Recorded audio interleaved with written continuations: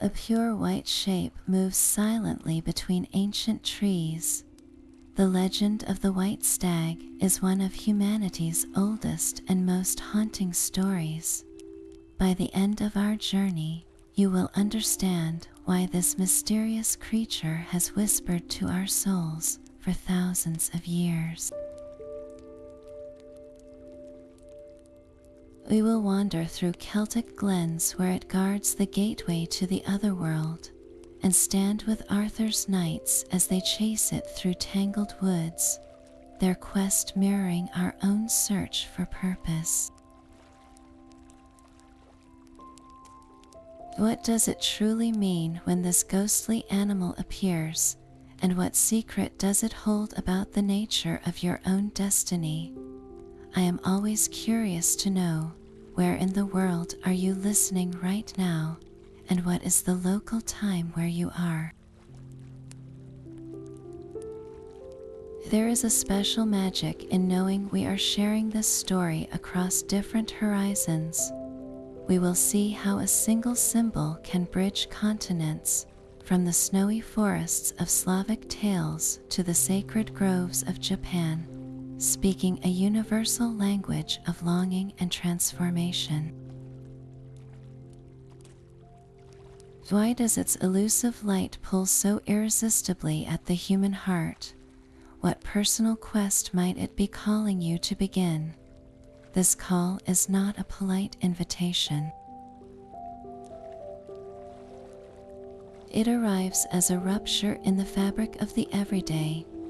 Across every culture, the oldest stories tell of this moment when a hero or a simple farmer or a lost traveler hears a summons they cannot ignore. It is the ringing of a bell that only they can hear, pulling them away from the familiar firelight and into the shadowy unknown. And in the forests of our oldest myths, few calls are as vivid, as breathtakingly clear, as the sudden glimpse of the White Stag. Picture the scene in your own life translated into myth. You are walking a path you know by heart, your thoughts occupied by the small, practical concerns of the day.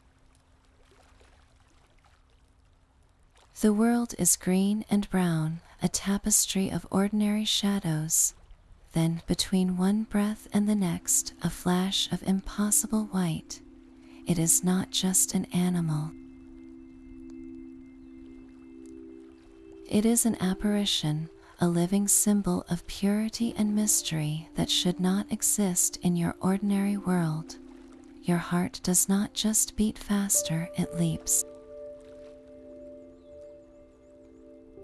There is a physical pull in your chest, an instinct as old as walking itself that says, follow. This is the essence of the call to adventure. It is always a mixture of terror and wild excitement. To see the stag is to be presented with a silent, urgent question. Do you turn back to the safety of the village, to the life you have always known, or do you take one step, then another, into the deeper woods where the path vanishes? That singular moment of choice, of saying yes to the unknown, is where every quest is born. The White Stag does not force you to follow.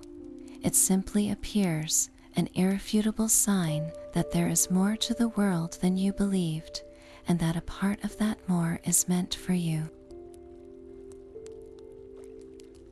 The fear you feel is not of the creature, but of your own transformation, the person you will have to become to reach it. This choice to follow the white shape into the woods is a decision our ancestors understood deeply, for they lived in a world where the boundary between the earthly and the eternal was famously thin. Nowhere was this veil more delicate than in the misty glens and oak forests of the ancient Celtic world. Here, the white stag was not merely a rare animal, It was a sacred guardian, a living key to a realm just beyond ordinary sight. The Celts saw the natural world as deeply alive with spirit, and certain creatures acted as messengers between our world and the Otherworld, the home of the gods and the fairy folk, the Shia. To encounter the White Stag was to stand at that very threshold, your fate hanging in the balance. It was often seen as a manifestation of the great horned god Cernunnos, the lord of animals and the wild forest, a deity of life, death, and regeneration. His presence in the form of the stag was a direct invitation, or perhaps a challenge, from the divine itself. One of the most poignant tales comes from the Welsh collection of stories called the Mabinogion. In one adventure, the great hero Pwyll, a lord of the mortal realm, is hunting in his own lands when his hounds suddenly pick up a strange, thrilling scent. They race ahead and Pwyll follows, only to find his own dogs cowering before a magnificent pack of otherworldly hounds, pure white with ears of a brilliant red. And behind them stands their quarry, a stag of breathtaking size and power, shining like new snow in the gloom of the forest. This was no ordinary hunt. Pwyll had stumbled into a ritual of the Otherworld. By driving away the spectral hounds and setting his own dogs upon the stag, he committed a grave breach of etiquette, a trespass into a sacred order. The stag itself was a being of that realm, and his actions set into motion a series of events where he must make amends, facing tests of honor and forging alliances with the lords of the unseen. The stag's appearance was the first thread pulled, unraveling his ordinary kingship and weaving him into a much larger, more magical tapestry. In these stories, the White Stag consistently leads the worthy towards something profound, but the path is never straightforward. It might vanish at the edge of a hidden spring whose waters grant wisdom or healing. It might cross a river that, once forded, cannot be crossed back again, marking the traveler's irreversible passage into the domain of the Shia. The pursuit is always a test of character. Only those with pure intent, with courage untarnished by greed or arrogance, can hope to follow its trail without being led in circles by fairy trickery or swallowed by the suddenly shifting landscape. The stag does not guarantee success, it guarantees an opportunity for transformation. It presents a silent question: are you noble enough? Are you brave enough? Are you humble enough to walk where the ground itself is sacred? To see it was an honor, but to follow it required everything.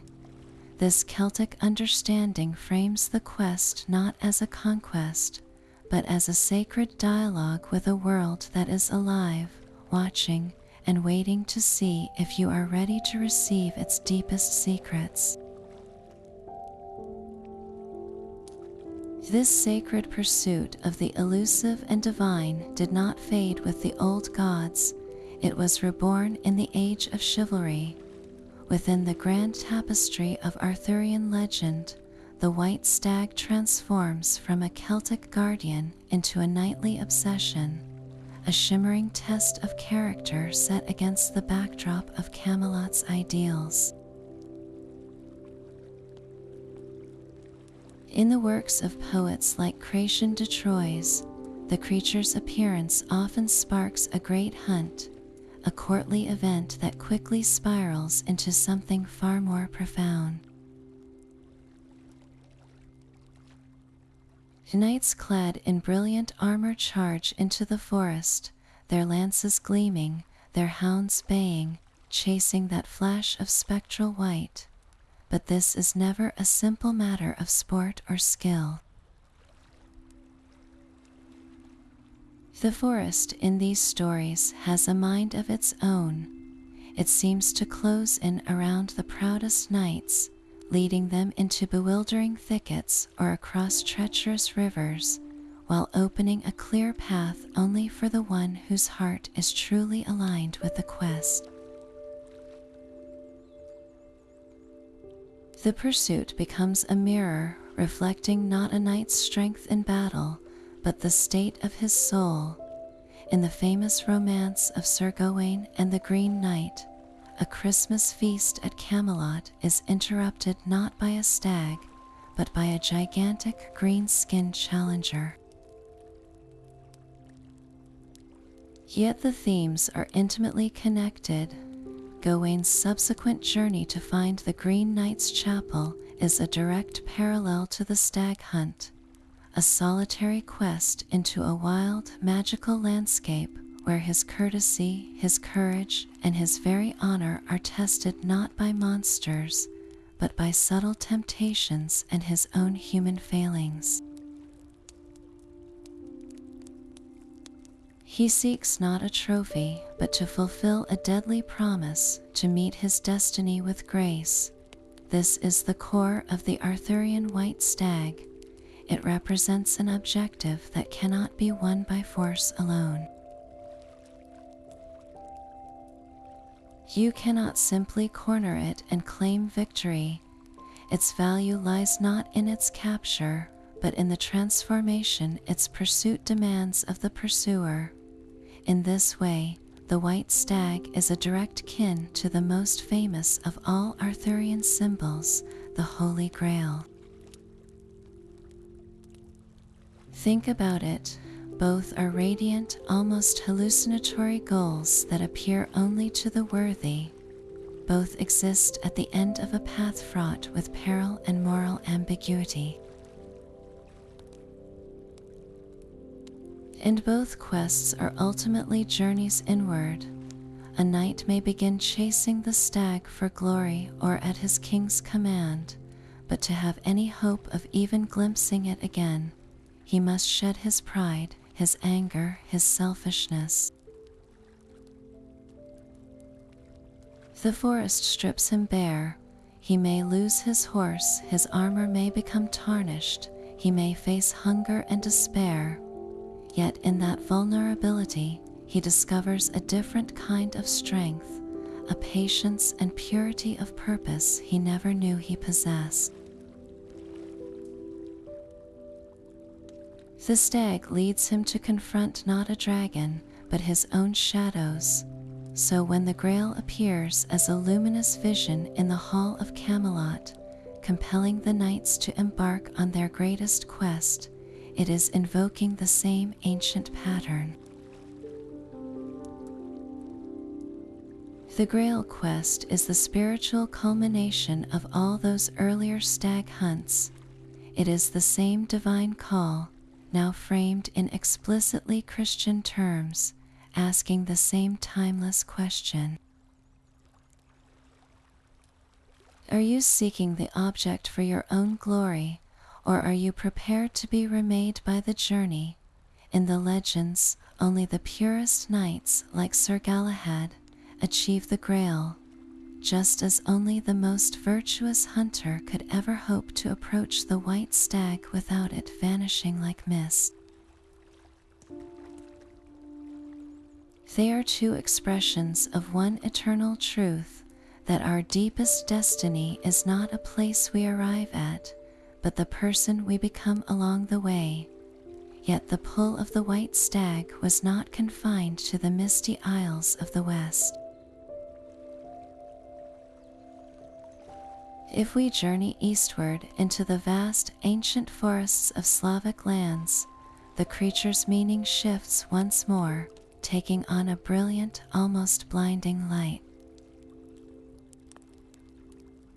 Here it is known as the Belai Olin, the white deer, and it is less a guardian of a hidden realm and more a fragment of the sun itself walking upon the earth.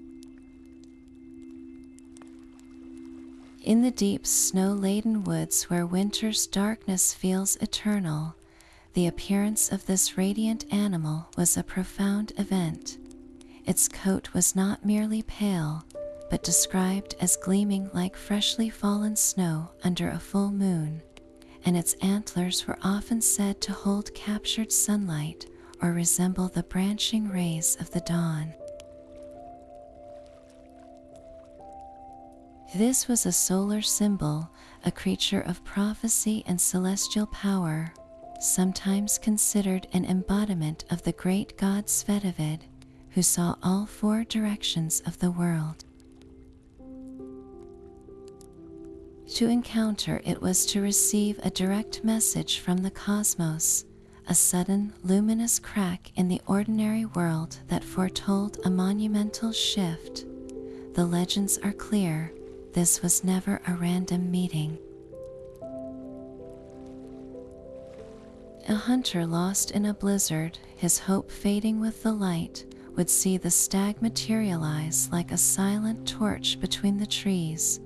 It would not flee in panic, but move with a deliberate grace, leading him not necessarily to a path home, but to his destiny. In one foundational myth, a princess named Libush stood on a rocky cliff overlooking the Vltava River. She gazed into the forest and prophesied, "I see a great city whose glory will touch the stars." As she spoke, a white stag was said to have appeared on the far bank, standing regal and calm. The city she foresaw was Prague, and the stag's appearance sanctified the site, marking it as a place chosen by fate and the natural world.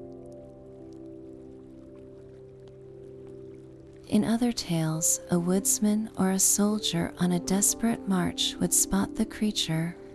Its behavior was the omen. If it stood calmly, gazing upon the person before turning to walk slowly away, it was a guide promising protection and a fortunate turn of events.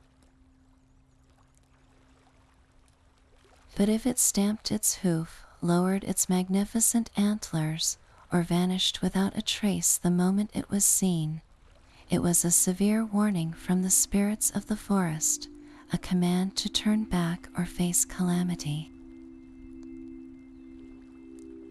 The message was in its silent language. The snowy woods of these stories are a character of their own, a place of deep magic and severe judgment.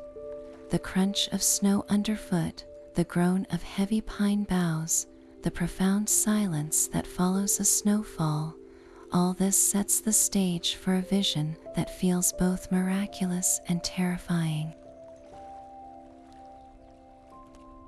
The Belai Olin was a beacon in that literal and spiritual darkness, but its light did not promise comfort. It promised truth. It revealed the path fate had already laid, for good or for ill, asking the witness to find the courage to walk it. This idea of the stag as a solar herald shows us how the same symbol can wear different masks across the world. In Celtic glens, it was a key to the Otherworld. In Arthurian forests, a test for the knightly soul, and in the Slavic wilderness, it became a living prophecy, a piece of the sun's own fire sent to earth to illuminate the one correct path through the tangled woods of human life. But the story of the stag's call echoes even further north, into the long, dark winters and epic sagas of the Norse and Germanic peoples. Here, the creature takes on a different kind of power, woven into the very fabric of life, death, and the cosmic order itself. In these traditions, the stag is a symbol of immense vitality and prosperity, most closely tied to the god Freyr. Freyr, a lord of sunshine, rain, and bountiful harvests, is a deity of peace and plenty, and his sacred animals include the mighty boar and the stately stag. To associate a god of such life-giving force with the stag tells us something profound. The creature was seen not just as a dweller of the wild, but as an engine of the world's fertility, its antlers like the branching veins of the earth itself, carrying the sap of life. This connection to the foundational forces of the world reaches its most stunning expression in the great stag Eikthyr. Old Norse poetry tells us that this magnificent beast stands not in a forest, but upon the very roof of Valhalla, Odin's hall for the slain heroes. From his antlers drip such vast streams of water that they feed all the rivers of the world. Imagine that for a moment, a stag whose being nourishes the entire earth, a living, breathing wellspring at the heart of the cosmos. This is the stag not as a fleeting guide, but as a permanent architectural pillar of existence. Yet, even in this stable cosmic role, the stag retains its link to the restless and the spectral. For in the deep midwinter nights, when the wind howls with a voice that sounds almost human, another legend would rise from the frozen landscape, the wild hunt. This was a terrifying, awe-inspiring vision, a ghostly cavalry led by a spectral figure, often Odin himself, racing across the storm-racked sky.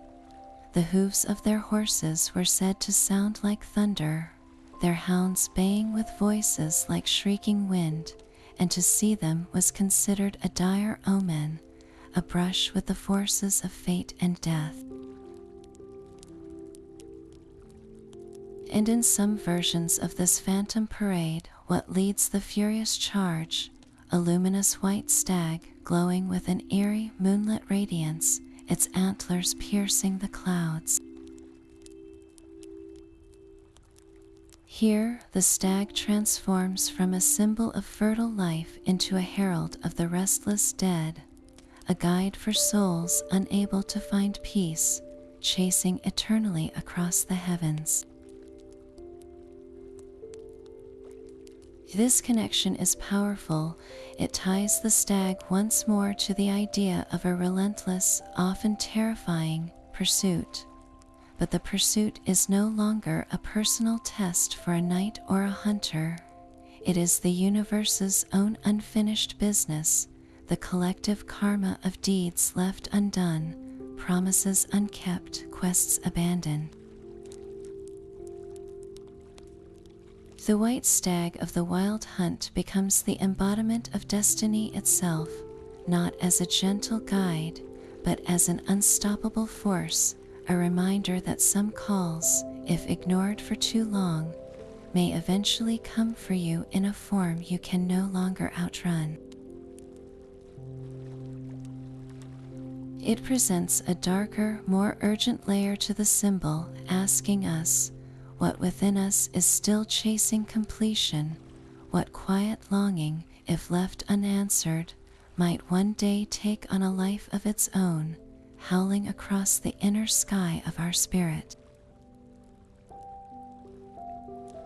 Across the Pacific, in the ancient traditions of Asia, the white stag sheds its role as a quarry to be chased and instead becomes a companion to be revered. Its color here speaks not of otherworldly mystery, but of a luminous purity, a symbol of longevity, good fortune, and a wisdom that comes from perfect harmony with the natural world. In the sacred groves of Japan's Nara Park, the Sika deer are considered messengers of the gods, protected for over 1,000 years. While not always pure white, the rare white deer among them is seen as a particularly potent and blessed sign, a living treasure. These deer wander freely among the ancient temples, their presence a constant, gentle reminder of a divine connection that requires no hunt, only quiet respect. They are not creatures to be pursued to the point of exhaustion, but guides to a state of being. To be in their presence is to be invited into a moment of peace, to align your own spirit with the serene, unhurried rhythm of a sacred place. This idea expands across the continent. In Chinese mythology, the white deer is often the steadfast companion of sages and immortals. Picture a wise old hermit dwelling in a mist-shrouded mountain retreat, a place of waterfalls and whispering bamboo. By his side, calm and watchful, stands a white stag. It does not lead him on a frantic chase, it simply is. Its presence signifies that the hermit has already attained a high level of spiritual cultivation, a life so in tune with the Tao, the fundamental way of the universe, that even the most graceful and rare creatures of the wild choose to be near him. The stag here is a reward for inner peace, not an objective for outer struggle. It represents the attainment of a longevity that is more than just years.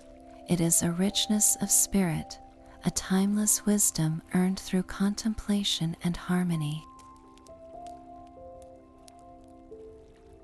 Similarly, in the shamanic traditions of Siberia and Mongolia, the stag, often depicted with golden antlers that touch the sky, is a powerful celestial guide.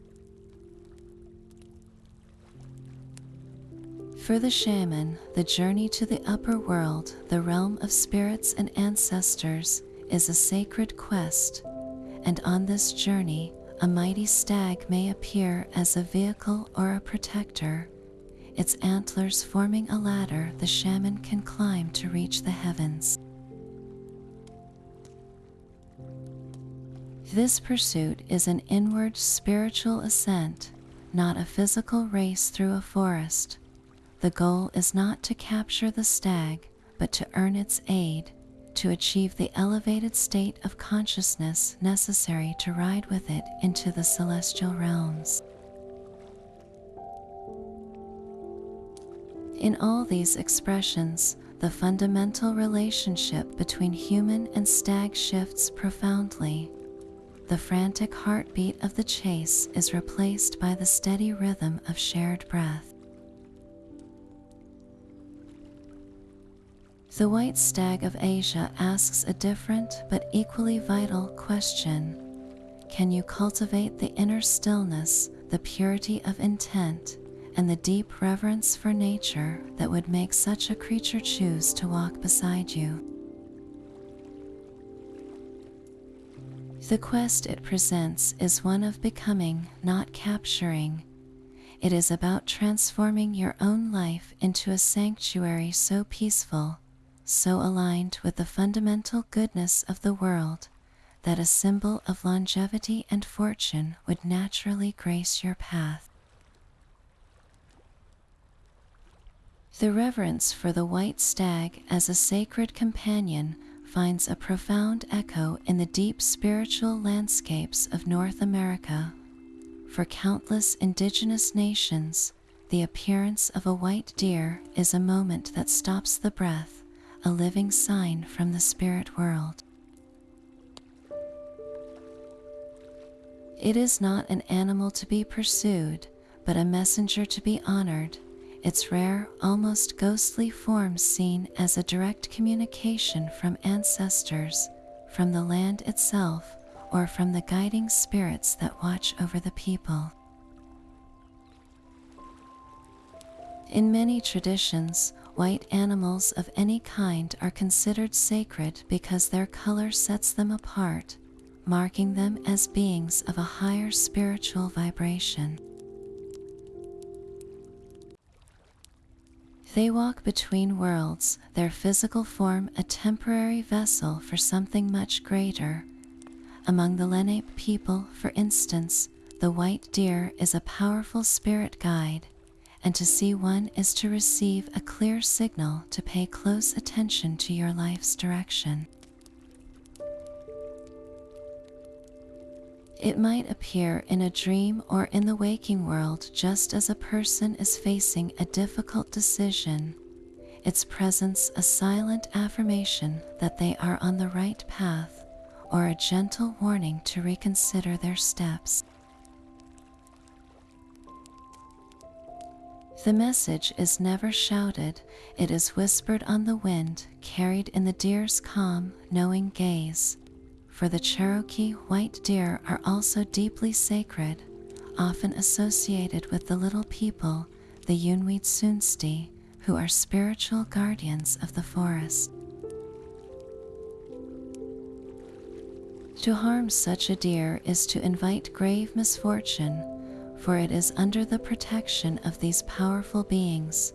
Instead, its appearance is a blessing, a sign that the person is being watched over and that a time of significant spiritual change or growth is at hand.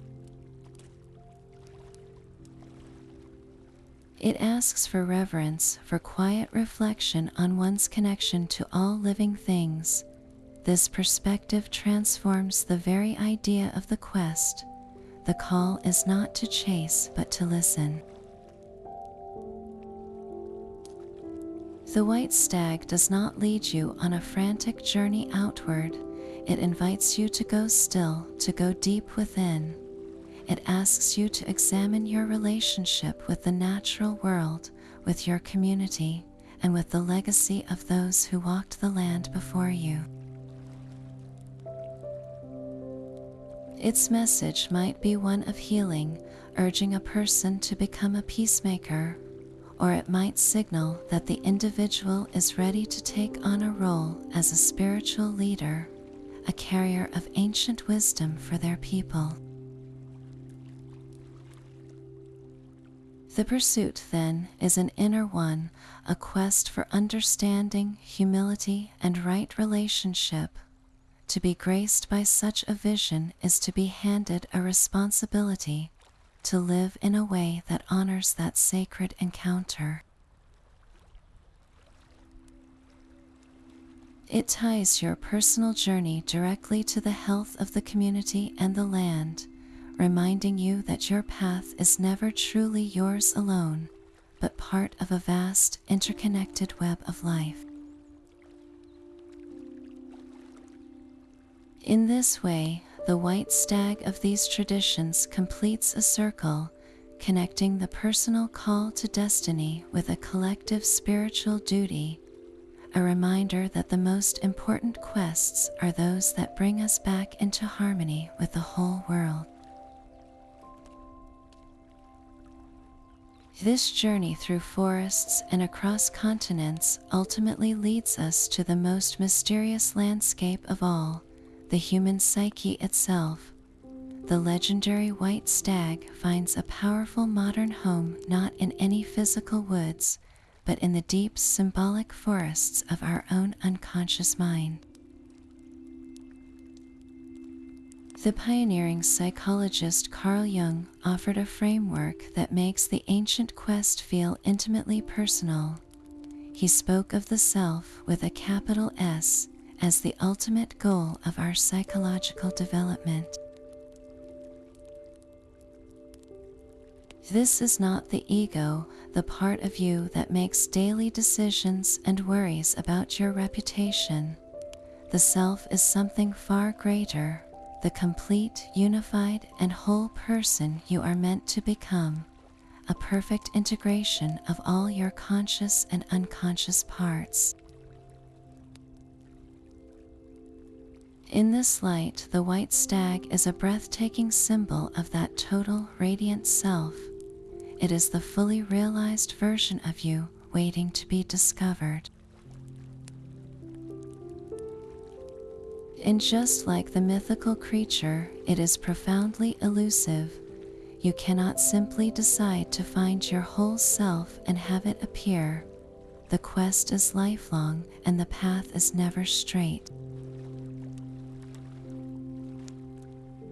The stag's sudden appearance in a story, that flash of impossible white in the ordinary green forest, mirrors those rare moments in our own lives when we catch a glimpse of our deeper potential. It might be a surge of unexpected courage, a moment of profound compassion we didn't know we possessed, or a creative idea that seems to come from nowhere. That glimpse is the call. It whispers that there is more to you than your daily struggles, a wholeness shining just beyond the next line of trees. But why is it so hard to reach? The forest in the old tales gives us the answer. The tangled, dark, confusing woods the knight or hunter must enter represent the unconscious mind itself. This is the vast, uncharted territory within us, filled with forgotten memories, inherited instincts, repressed emotions, and all the parts of ourselves we have ignored or denied. Jung called these denied parts our shadow. The shadow isn't necessarily evil. It is simply everything we refuse to acknowledge about ourselves, both good and bad. Perhaps it is a capacity for anger we are afraid of, or a talent for joy we think we don't deserve. The quest for the white stag, then, is the journey into this inner wilderness to face and integrate these shadowy elements. You cannot become whole while pretending half of you doesn't exist. The trials in the forest, the getting lost, the facing of fears are all part of this inner work. Each time you acknowledge a part of your shadow, understand its origin, and bring it into the light of your awareness, you take another step toward the clearing where the stag awaits. This is why the creature is always described as white.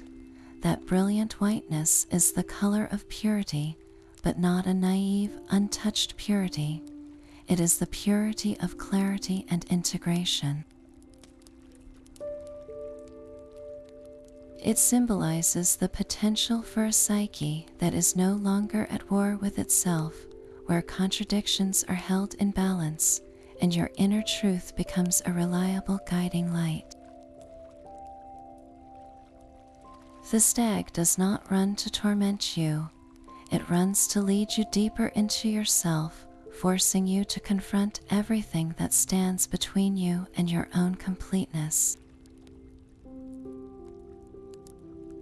So the next time you feel a strange pull towards something unknown, a quiet call to change direction or explore a hidden part of your life, consider it.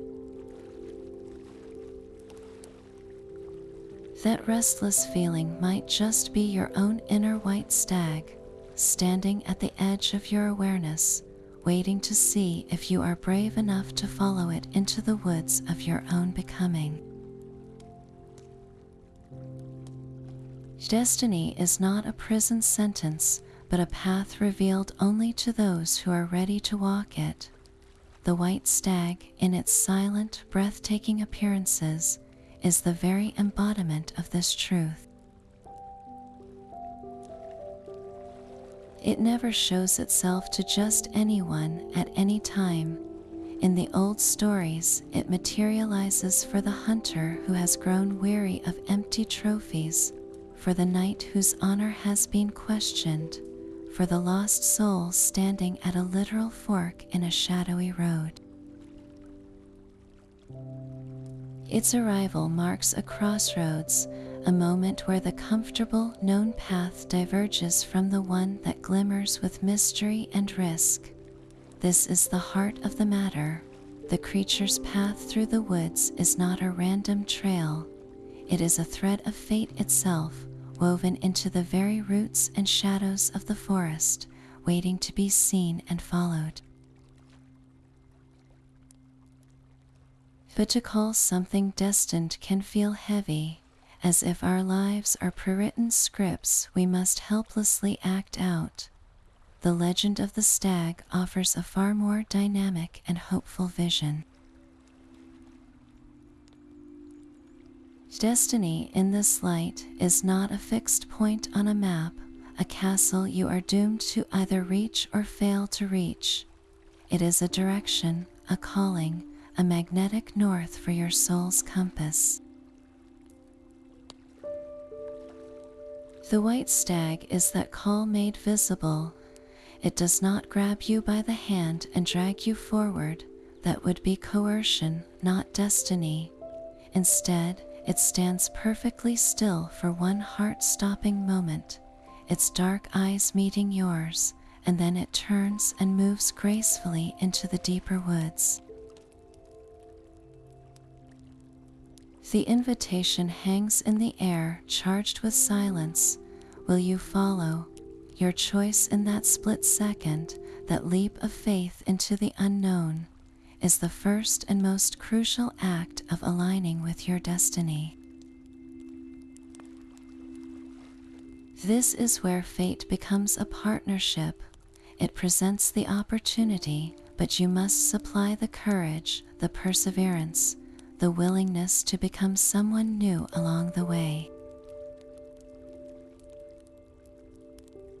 Think of it like a river. Your destiny is the river's strong, deep current flowing toward a vast ocean. You can choose to stay on the bank, safe and dry, watching the water rush by. That is a life, but it is a life lived adjacent to your own potential. To see the stag and choose to follow is to step into that current. The river does not force you to swim, but once you are in it, it carries you, supports you, and guides you with a power far greater than your own. You must still navigate the rocks and the rapids, you must still swim, but you are moving with the flow of your own deepest purpose, not against it. The stag's elusive nature reinforces this. It will not let you catch it easily, because the destination is not the point. The transformation you undergo during the pursuit is the real goal. Each wrong turn that teaches you patience, each obstacle that reveals your hidden strength, each moment of despair that forces you to find a deeper well of hope, all of this is you actively weaving your own thread into that grand tapestry of fate. So when the legend speaks of a destined encounter with the white stag, it is not describing a preordained capture. It is describing a sacred intersection where the universe's whisper meets a human being's readiness to listen. And the greatest of all journeys begins with a single, deliberate step into the welcoming dark. The moment you step off the known path, the landscape itself begins to change. The woods that once seemed welcoming grow dense and watchful, and the trail of the white stag leads not to an open meadow, but directly into the heart of the thicket. This is the true anatomy of the quest, a series of trials that are as internal as they are external, designed not to break you, but to reveal the strength you have carried all along. The first and most common obstacle is the tangled thicket of doubt. It grows up around you slowly, vines of second-guessing and thorns of what if. You left everything familiar behind for a glimpse of something you cannot even fully describe. Was it real or just a trick of the light? What if you are merely lost, chasing a phantom while your old life fades into the distance?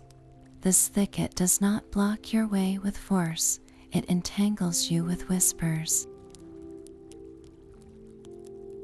Every misstep, every moment of fatigue feeds it. To push through is to learn a new kind of navigation, one guided by faith in that initial vision rather than by the clear sight of your destination. You must move forward by feel, trusting the memory of the white more than the confusing green shadows that now surround you. Then comes the river of fear. It appears suddenly, a roaring, icy torrent cutting across your path. This is the fear of the unknown, of the deep water where you cannot see the bottom. It is the cold shock of realizing you are truly committed, and there is no turning back without admitting defeat. The stag, of course, has already crossed, standing serene and distant on the far bank. The river asks one brutal question: are you willing to get wet, to be cold, to risk being swept away? To cross it, you cannot simply wade in. You must find resources you forgot you had, a fallen log of patience, stones of courage to step on, or the simple, desperate decision to swim with all your might. The act of crossing does not eliminate fear. It teaches you that you can move forward even while you are afraid, that courage is not the absence of that chill, but the action you take despite it. And after the river often comes the dark valley of despair. This is the part of the journey where the stag seems to have vanished entirely. The terrain is bleak, the sky is gray, and every direction looks the same. This is the trial of perseverance through failure, the long stretch where all your efforts feel pointless. You are exhausted, your supplies are low, and the glorious purpose that launched you feels like a childish dream. This valley tests your commitment at the deepest level. It asks, will you continue to walk even when you have lost all sight of the goal?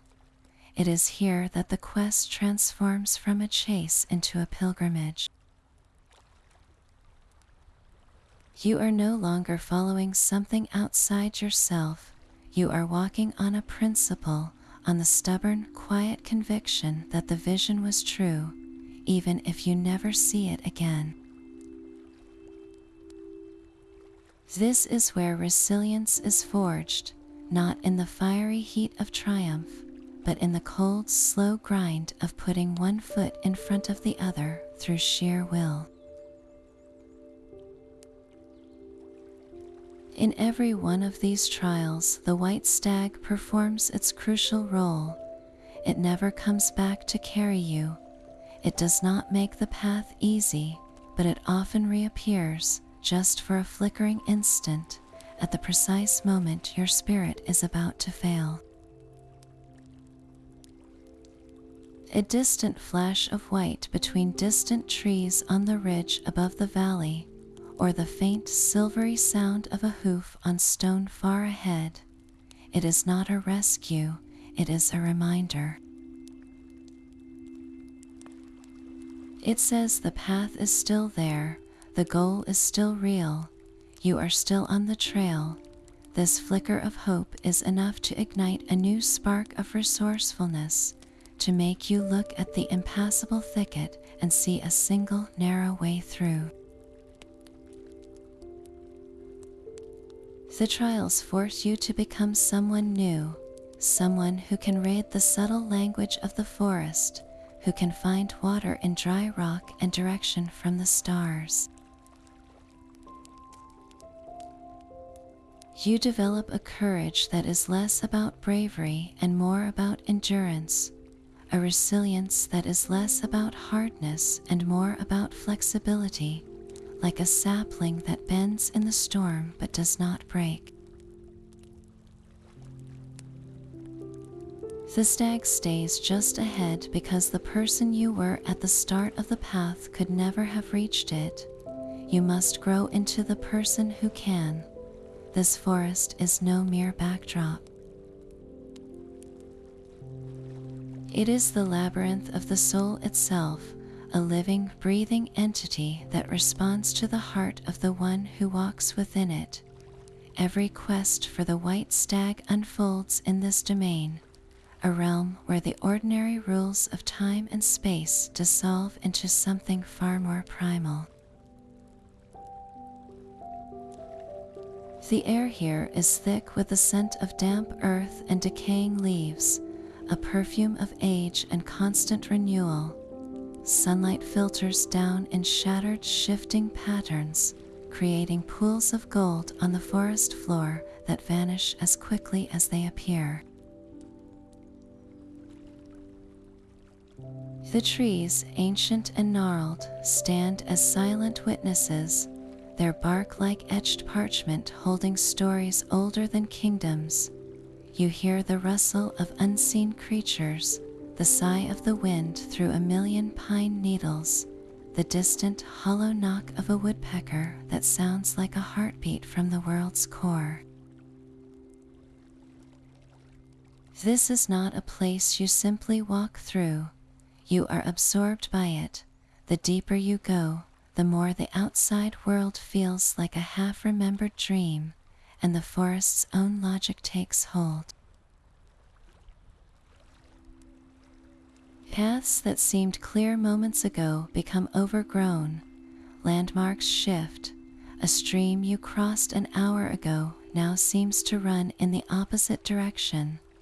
This is the forest's first test, to strip away your reliance on maps and known roads, forcing you into a state of profound attention. You must learn to navigate by the whisper of the leaves, by the subtle gradient of the moss growing thicker on the north side of the trunks, by the quality of the silence that deepens near water. The forest demands you listen with your whole body, not just your ears.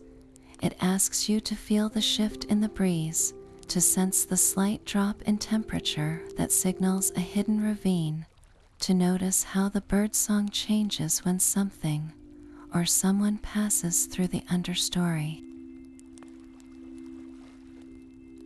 This is the intuition it cultivates, a raw animal awareness that modern life so often dulls.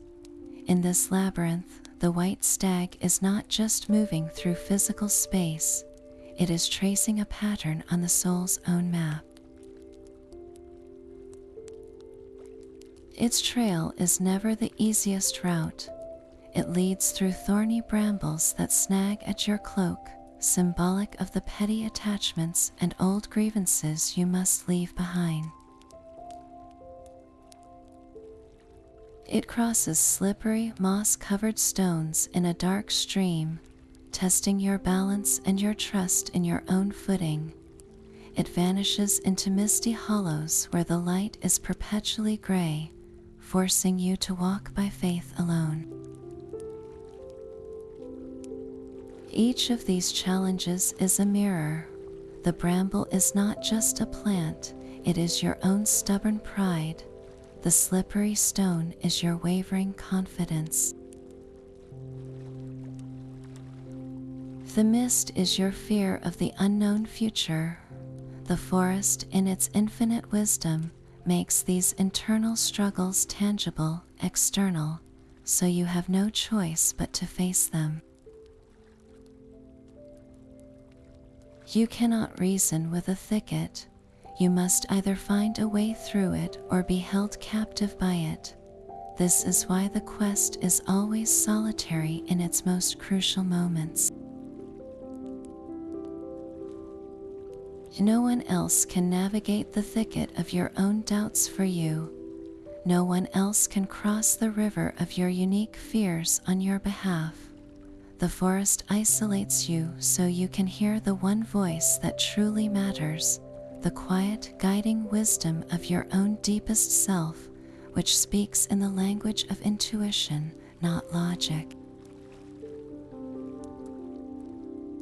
And it is here, in the heart of this green, whispering maze, that a profound alchemy occurs, the very act of navigating by feel, of trusting a trail you cannot always see, of moving forward when every rational sense says you are lost, forges a new kind of connection. You stop being a visitor in the woods and become a part of its rhythm. Your breath syncs with the rustle of the canopy. Your footsteps become part of the forest's quiet music. You begin to understand that the stag is not leading you through the labyrinth, but into it, into a state of being where the boundary between seeker and setting softly blurs. The destination was never a clearing on the other side. The destination is this moment of total, awake, embodied belonging. The forest, in all its peril and enchantment, was the teacher all along, and the white stag was merely its most brilliant and elusive lesson. The silence after the forest's whispers is the loudest sound of all. You stand completely still, your own breath harsh in your ears. A minute ago, you were following a clear trail, a broken twig here, a faint imprint in the soft moss there, your heart buoyed by the certainty of pursuit. Now there is nothing. The trail ends at the base of a great, impassable stone. The dappled light offers no clue. The stag is gone, and with it, every shred of evidence that you were ever on the right path. This is the moment every quest narrative fears and yet depends upon, the dark night of the soul in the middle of the green wood. It is not an obstacle you can fight or a riddle you can solve. It is an emptiness, a void where purpose used to be. The internal monologue begins not as a shout, but as a cold, insidious whisper. It starts with a simple, devastating question. Was it even real? Perhaps the white you saw was just a shaft of sunlight striking a birch trunk. Maybe the sense of a call was merely your own loneliness, your own restless desire for a life more meaningful, projected onto a random animal. The mind, in its sudden panic, works frantically to dismantle the very vision that set you in motion. It tells you this was all a beautiful mistake, and with that doubt comes the powerful, almost physical pull of the old life. You can almost feel its warmth from here. You could turn around. You could retrace your steps back through the river, through the thicket, all the way to the edge of the woods where the world is named and safe. You could return to your old duties, your familiar fireside, and explain this whole misadventure away as a momentary folly. No one would blame you. The temptation is not to something evil, but to something profoundly reasonable.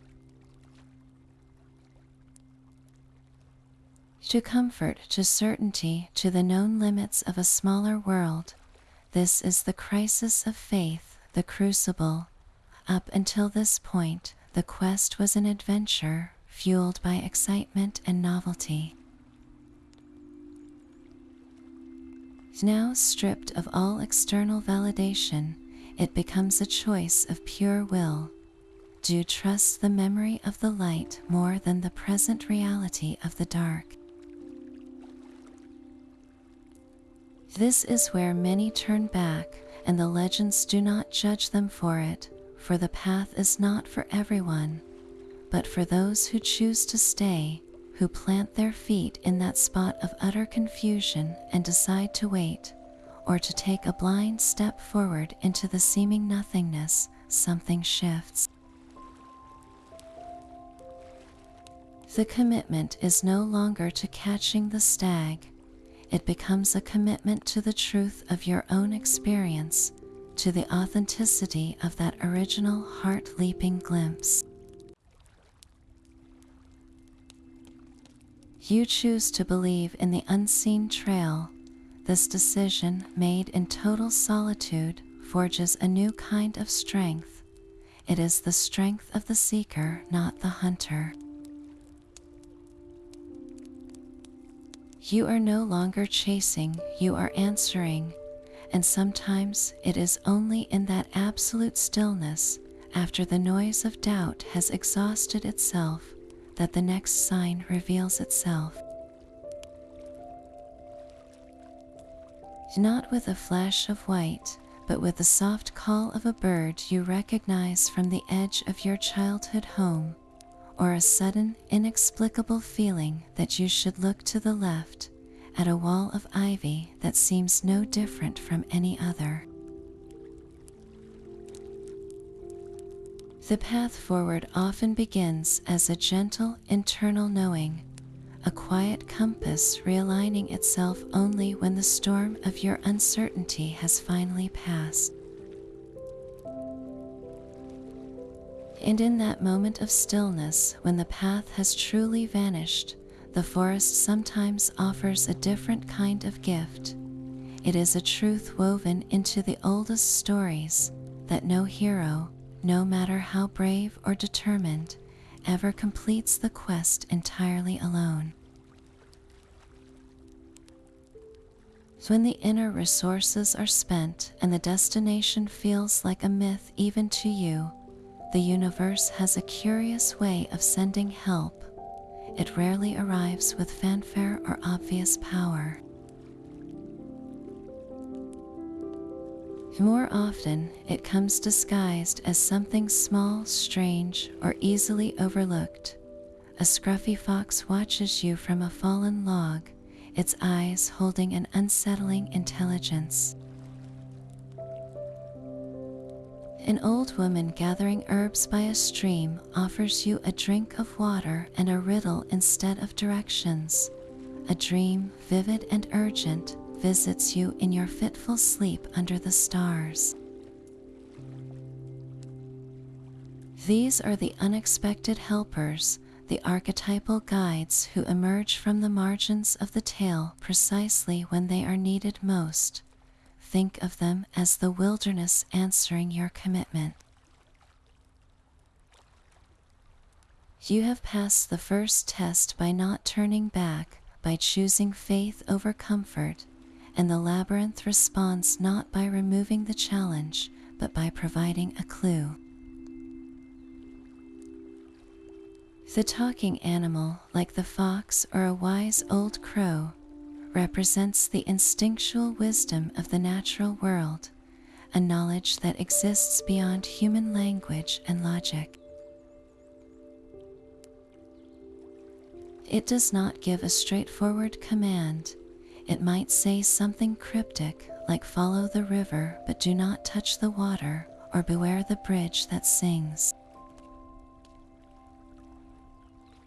The meaning is not immediately clear, and that is the point. The helper forces you to engage, to think in metaphors, to listen with a different part of your mind. You must wrestle with the riddle, and in doing so, you awaken your own intuition. The helper provides not a map, but a key to a new way of seeing. Then there is the wise hermit or the mysterious crone, living in a humble hut at the forest's edge. They embody the wisdom of experience of one who has walked similar paths and learned their hidden laws. They rarely do the work for you. Instead, they might offer a seemingly modest tool, a worn leather waterskin that never runs empty, a simple gray cloak that blends with shadow, or a single smooth stone for your pocket. These are not weapons of force, but gifts of sustenance and subtlety. The magic is in what they represent, a renewal of hope and practical support for the journey ahead. The Hermit's gift says, you are on the right path and you will have what you need to continue. Their aid restores your physical and spiritual reserves, reminding you that the quest itself will provide if you remain open and humble. Sometimes the helper takes the form of the trickster, a mischievous spirit or a quick-witted creature who seems to lead you into more trouble.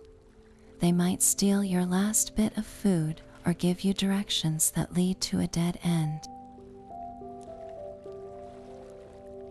Frustrating as they are, the trickster serves a vital purpose. They break your rigid expectations. They shatter your assumptions about how the quest should go, forcing you to be adaptable, resourceful, and quick thinking. The trickster teaches you to laugh at your own seriousness, to find cleverness in desperation, and to understand that the straight line is often an illusion. By disrupting your plans, they inadvertently show you a better, if more unconventional, way forward. What all these helpers share is their timing. They appear not when you are sitting comfortably at home wishing for a quest, but when you are deep in the woods, genuinely lost and yet still moving forward. They are manifestations of what the psychologist Carl Jung called synchronicity, those meaningful coincidences that feel like the universe is whispering in your ear. They represent the support system that aligns itself with your sincere effort. When you are truly committed to your path, doors you never noticed begin to open. The right book falls off the shelf, a stranger offers a perfect piece of advice, a memory from long ago suddenly makes sense. These are the modern world's equivalent of the talking fox or the gift-giving hermit, signs that you are in dialogue with something larger than yourself. These encounters carry a profound and comforting message. You are not alone in the wilderness. The quest is not a punishment of solitude, but a journey that connects you to the very fabric of the world, which seems to conspire to aid those who bravely follow their call. The helper, in whatever form it takes, is a mirror too. It reflects back the qualities you need to cultivate, the wisdom you must internalize, the flexibility you embrace embrace. By accepting their cryptic aid, you are not admitting weakness. You are participating in an ancient and sacred conversation between the seeker and the sought, where every step of genuine courage is met with a corresponding grace. This internal alchemy is the quiet, relentless work of the woods. You do not simply walk a path, you are unmade and rebuilt by it, piece by piece, until the person who finally emerges from the trees is almost unrecognizable to the one who first entered. The pursuit of the white stag is a crucible, and its greatest treasure is not the creature itself, but the profound transformation of the one who follows. Think of the knight who began his chase in gleaming, polished armor, his identity etched in steel and heraldry. The forest cares nothing for his titles. Brambles snag his fine cloak, thorns scratch the brilliant enamel of his shield, and river mud cakes his boots.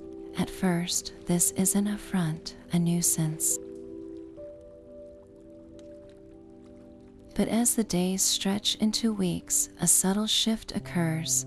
The armor becomes heavy, not a symbol of strength but a burden that slows him down.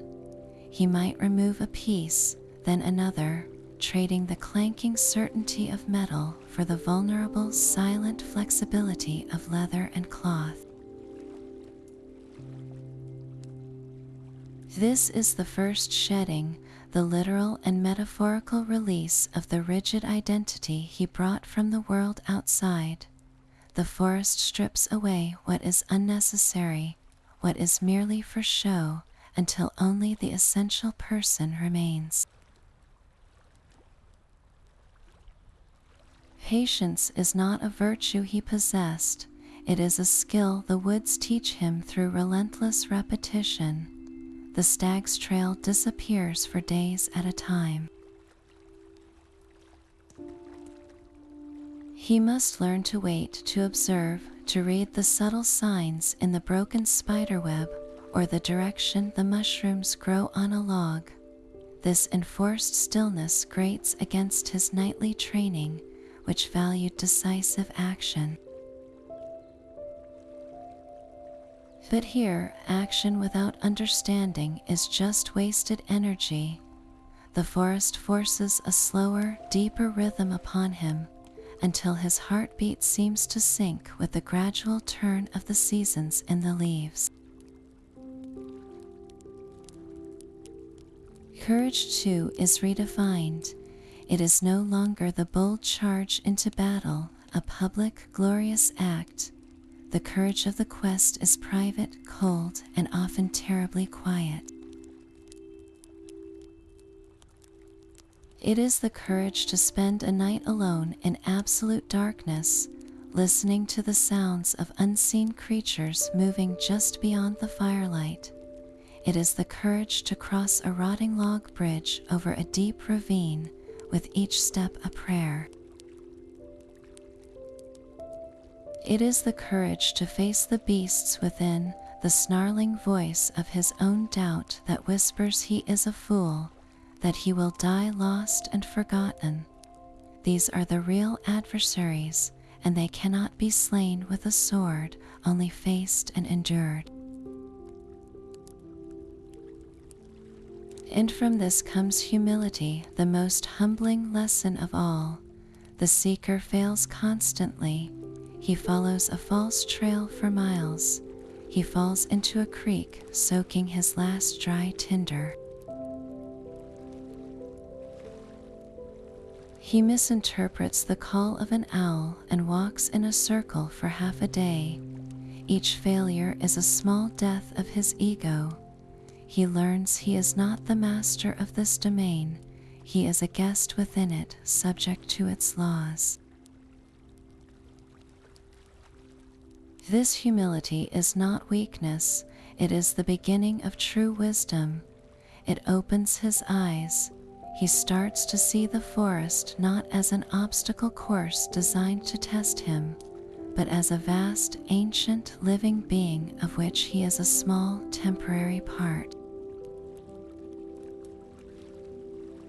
He notices the intricate interdependence of the ecosystem, the way the fallen log nourishes the moss, which shelters the insect which feeds the bird.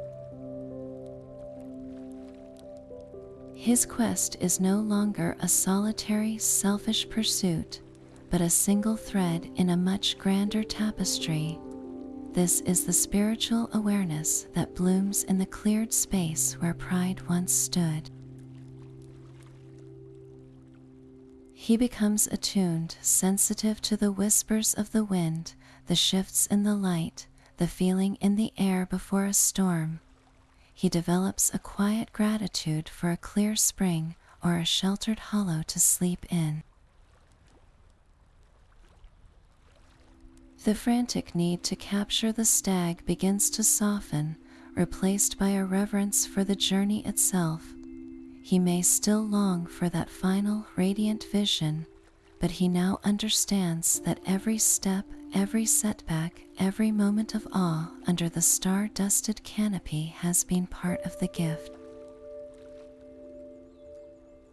The white stag, in its eternal elusiveness, was never meant to be a trophy.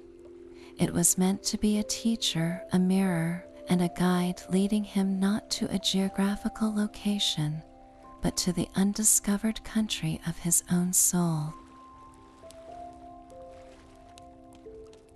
Even if he never lays a hand on its snowy flank, he has been fundamentally, irrevocably remade. He leaves the forest with a different kind of whiteness within him, not the blinding white of a captured prize, but the clear, integrated light of a self that has walked through shadow and learned to see in the dark. But then comes the moment every seeker both dreams of and dreads, the moment the trees part, and there it stands. The white stag is finally within reach, motionless in a sun-drenched clearing, its breath forming soft clouds in the cool air.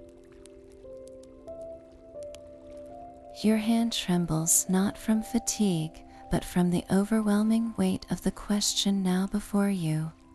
What do you do now? Is this magnificent creature, after all this struggle, actually meant to be caught? The oldest stories answer with a resounding and often terrifying no. In countless legends, to actually kill or capture the white stag is to commit a grave transgression, a violation of a sacred law.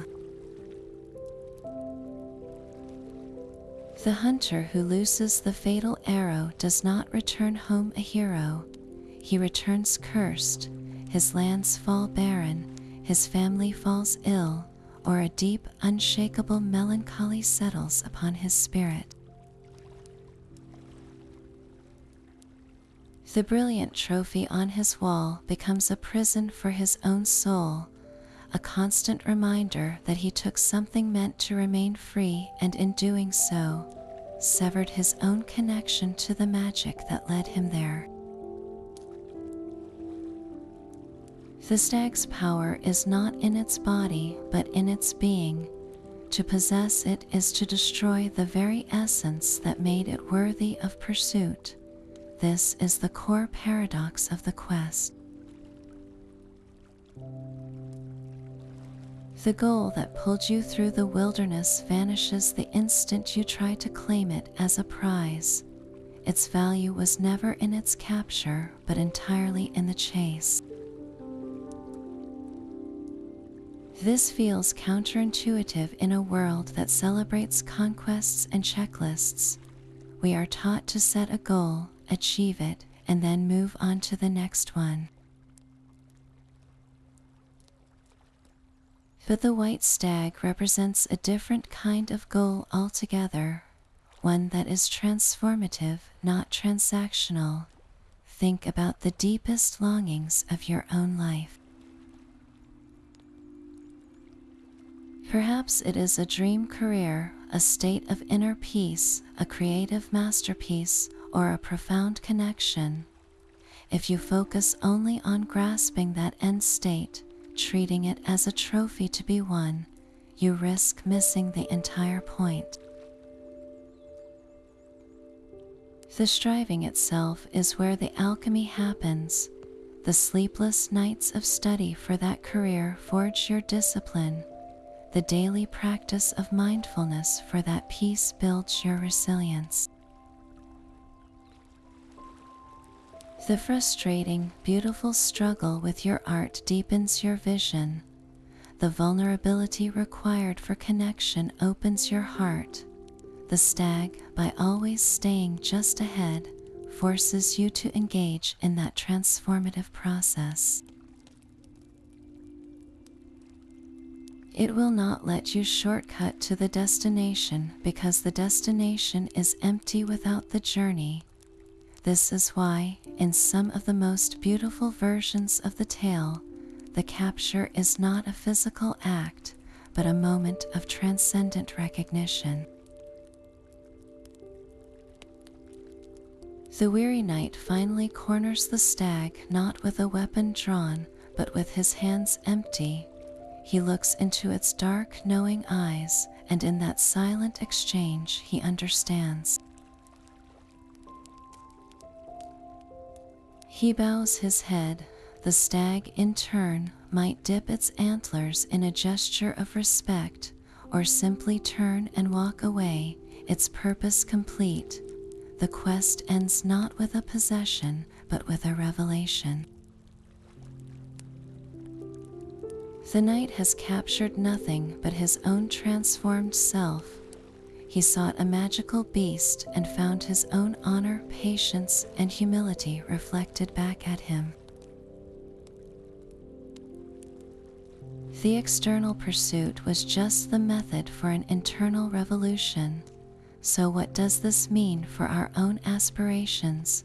It invites us to examine our motives. Are we chasing a promotion for the title and the salary, the trophy on the wall?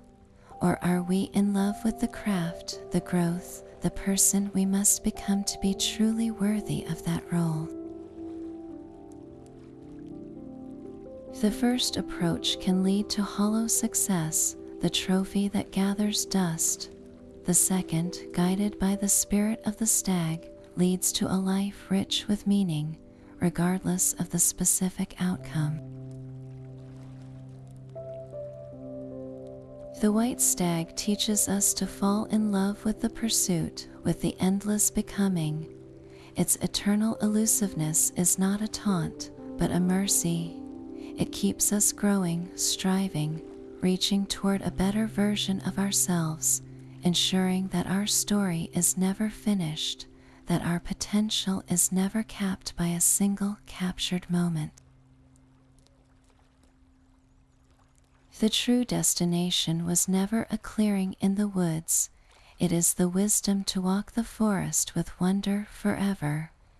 Yet some of the oldest stories whisper a different possibility, one where the chase does not end with a respectful bow, but with a touch. In a handful of rare and potent legends, the white stag is actually captured, and in that moment of contact, the world itself transforms. These are not tales of transgression, but of ultimate recognition, where the seeker's purity unlocks a final, breathtaking revelation. In these variants, to capture the stag is not to kill it, but to complete a circuit, to close a sacred circle that has been drawing tighter with every step through the woods.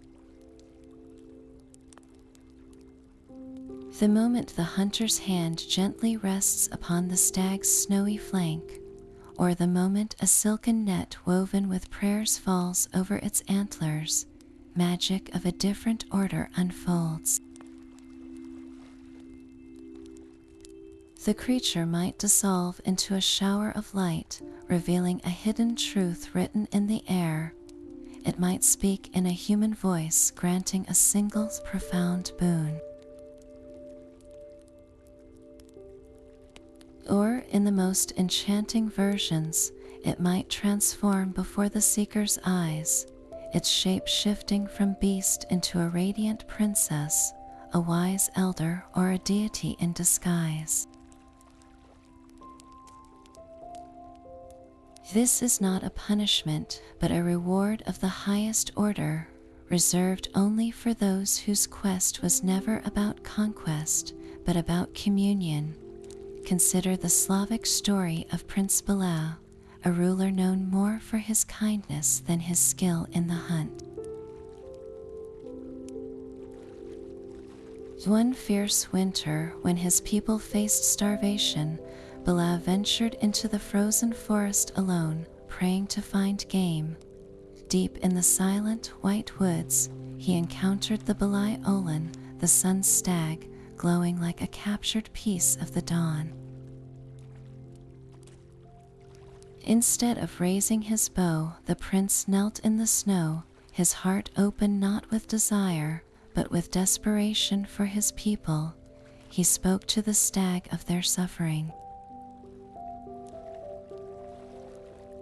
Moved by this selfless plea, the majestic creature walked forward and laid its head in the prince's lap. As it did, the snow around them began to melt, green shoots pushed through the earth, and the very air warmed. The stag had offered itself, and in that offering it transformed the landscape, ending the winter's curse. Belai returned not with a kill, but with a living symbol of renewal, and his kingdom flourished. In this tale, the capture was an act of mutual surrender, a sacred pact between a pure heart and the spirit of the land. The stag was not taken, it was received. These transformative captures serve as powerful allegories for achieving a state of enlightenment or sacred union. They represent the moment when the seeker and the sought after become one, when the external goal is realized to have been an internal quality all along. The stag that becomes a princess symbolizes the integration of one's anima or animus, the inner feminine or masculine spirit, a union that leads to psychic wholeness. The stag that reveals itself as a deity represents the direct encounter with the divine, the ultimate truth that was being sought through the medium of the quest. But these endings always, without exception, come with a severe and non-negotiable caveat. The captor must be pure of heart and intention. Any trace of greed, pride, or selfish desire corrupts the magic instantly. In versions where a greedy hunter manages to trap the stag through trickery or force, the transformation still occurs, but it becomes a horror. The beautiful princess is revealed as a vengeful spirit. The granted boon twists into a curse. The divine truth burns the mind that is not prepared to receive it. This caveat is the story's final, most important test. It asks, have you truly been transformed by the journey, or are you still the same person who entered the woods, merely now at the finish line? The purity required is not a naive innocence, but the hard-won integrity forged in the river of fear and the dark valley of despair. It is the humility to receive a gift rather than claim a prize. So these alternate endings do not contradict the deeper lesson, they fulfill it on a mythic scale. They show us that the ultimate capture is never of the thing itself, but of the understanding that you and the goal were never truly separate. The white stag led you on a chase around the perimeter of your own soul, and when you finally step into the center, you find it has been waiting for you there all along, not as a beast to be mastered, but as a missing piece of your own spirit finally come home.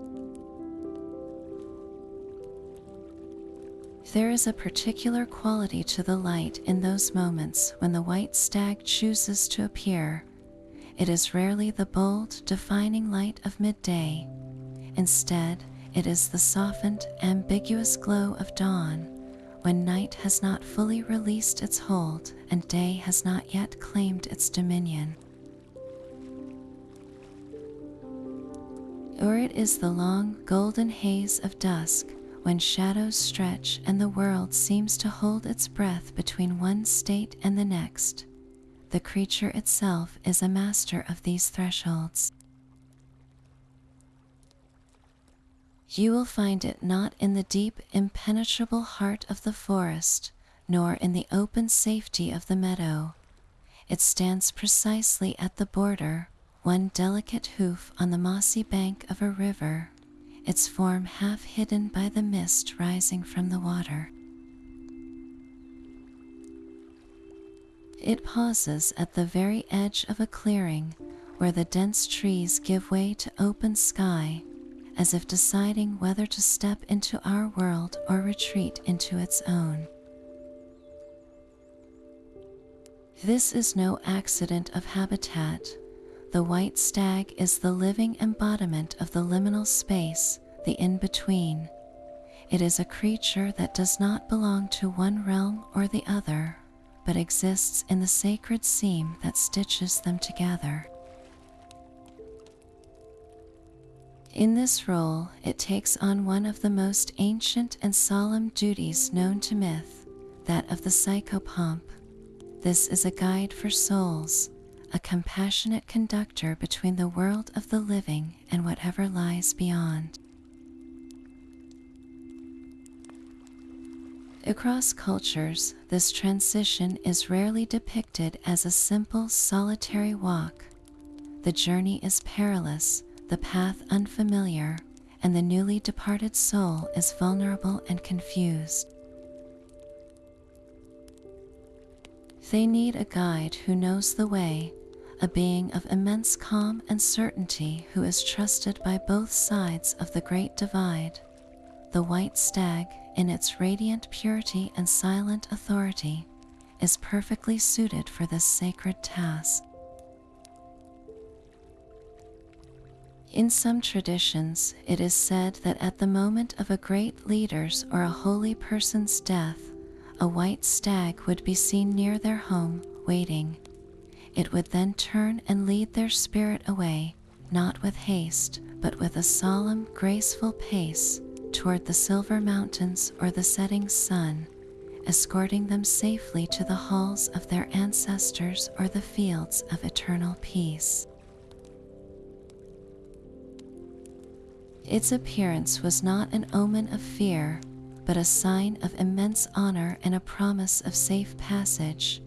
But this guidance is not reserved only for the final journey. The stag also serves as a bridge for the living who are brave enough to cross. When it vanishes into the mist on the far side of a river, it is not simply fleeing. It is inviting. That river is more than water. It is the boundary between the ordinary and the extraordinary, the mortal and the immortal. To follow the stag across is to willingly step out of linear time and into what the Celts called the Otherworld, or what various mystics have described as the realm of eternal forms. This is a place where the rules of our reality soften. A day might pass there while a century unfolds back home. The landscape is familiar yet dreamlike, more vivid and saturated with meaning. Here, the stag may finally stop its endless running. It may turn its majestic head and speak, not in words, but in a direct transfer of knowing. Or it may lead the seeker to a still pool whose waters show not a reflection, but the truth of their own destiny. It might bring them before an ancient, ageless being, a sovereign of the land or a keeper of wisdom, who presents a riddle that holds the key to healing a kingdom or understanding a lifelong sorrow. This crossing, however, carries the ultimate weight. To enter this space is to stand before the foundational mysteries of existence itself.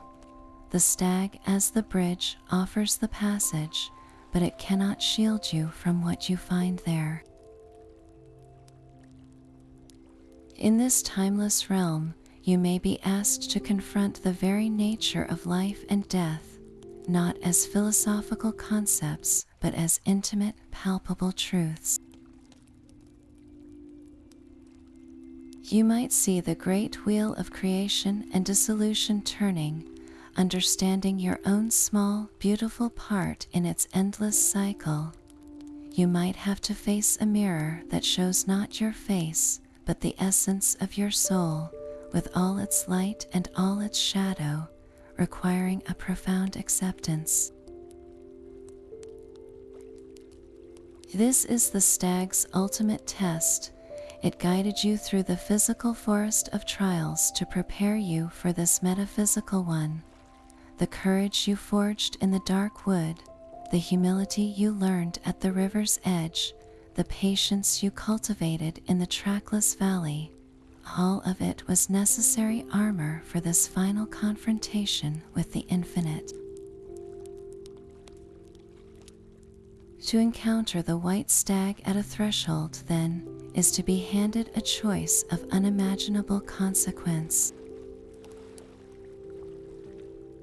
Do you stay on the known bank, watching the mist swallow that luminous form, forever wondering what wisdom lay on the other side?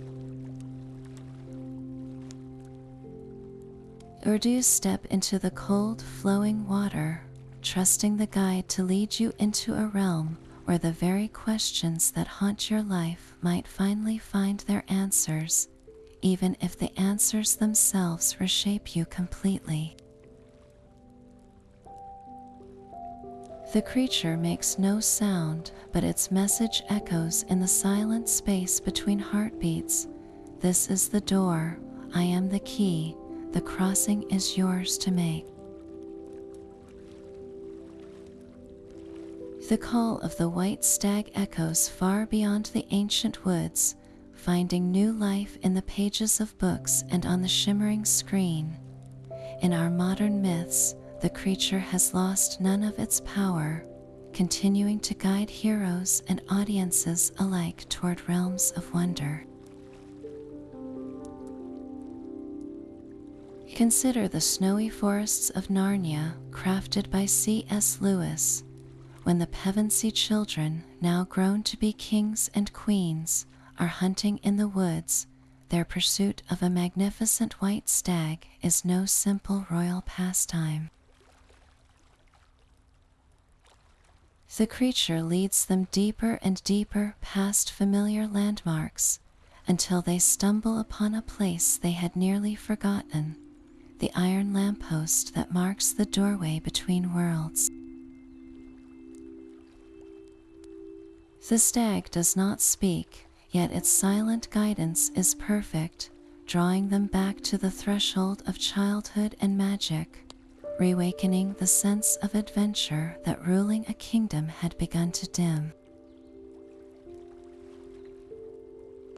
Its appearance is a catalyst, a living reminder that the mundane and the miraculous are often separated by just a few steps in the right direction. This is the stag's enduring role in fantasy literature, a beacon that insists the world is wider and stranger than it seems, and that the path to that wider world remains open to those who are willing to chase a glimpse of the impossible. In the haunting animated masterpiece Princess Mononoke, the great forest spirit takes a form that is both stag and something far more ancient, a majestic, translucent being with the face of a man and the antlers of a god. By day, it is the Shishigami, the quiet, deer-like guardian of life and death, walking the forest with a calm that pacifies all creatures. By night, it transforms into the colossal Nightwalker, a flowing tapestry of stars and life force that oversees the cycle of existence. This is the white stag symbolism elevated to a cosmic scale. It is not a guide to a hidden realm. It is the hidden realm itself made flesh, the film's conflict revolves around humanity's attempt to possess this spirit, to sever its head and claim its power, a direct parallel to the old warning against capturing the sacred stag. The consequences are catastrophic, not a personal curse but an ecological and spiritual collapse, illustrating how the modern quest to dominate nature rather than follow its wisdom leads to ruin. Here, the stag is no longer an elusive target for an individual. It is the beating heart of the world, and our relationship to it defines our fate. Contemporary fantasy novels continue to harness this potent symbol. The white stag appears as a sign of a true sovereign's right to rule, a magical creature that will only allow itself to be seen by the rightful heir. It serves as a guide through enchanted mazes, its trail visible only to those with pure intentions. In these stories, the chase is often a rite of passage, a test that separates the humble hero from the arrogant villain. The villain sees the stag as a prize to be owned, a key to power. The hero understands it as a teacher, a being whose value lies in the transformation its pursuit demands. This modern retelling keeps the archetype vibrantly alive, speaking directly to our inner longing for a world where actions have moral weight, where purity of heart is rewarded, and where the natural world holds deep, intelligent magic. The stag's consistent presence across these mediums tells us something essential. It fulfills a need for narratives that reconnect us with mystery. In a world often explained by data and logic, the image of that luminous creature moving between the trees reassures a part of our psyche that yearns for the unexplainable, for the sense that just around the next bend, a deeper magic waits.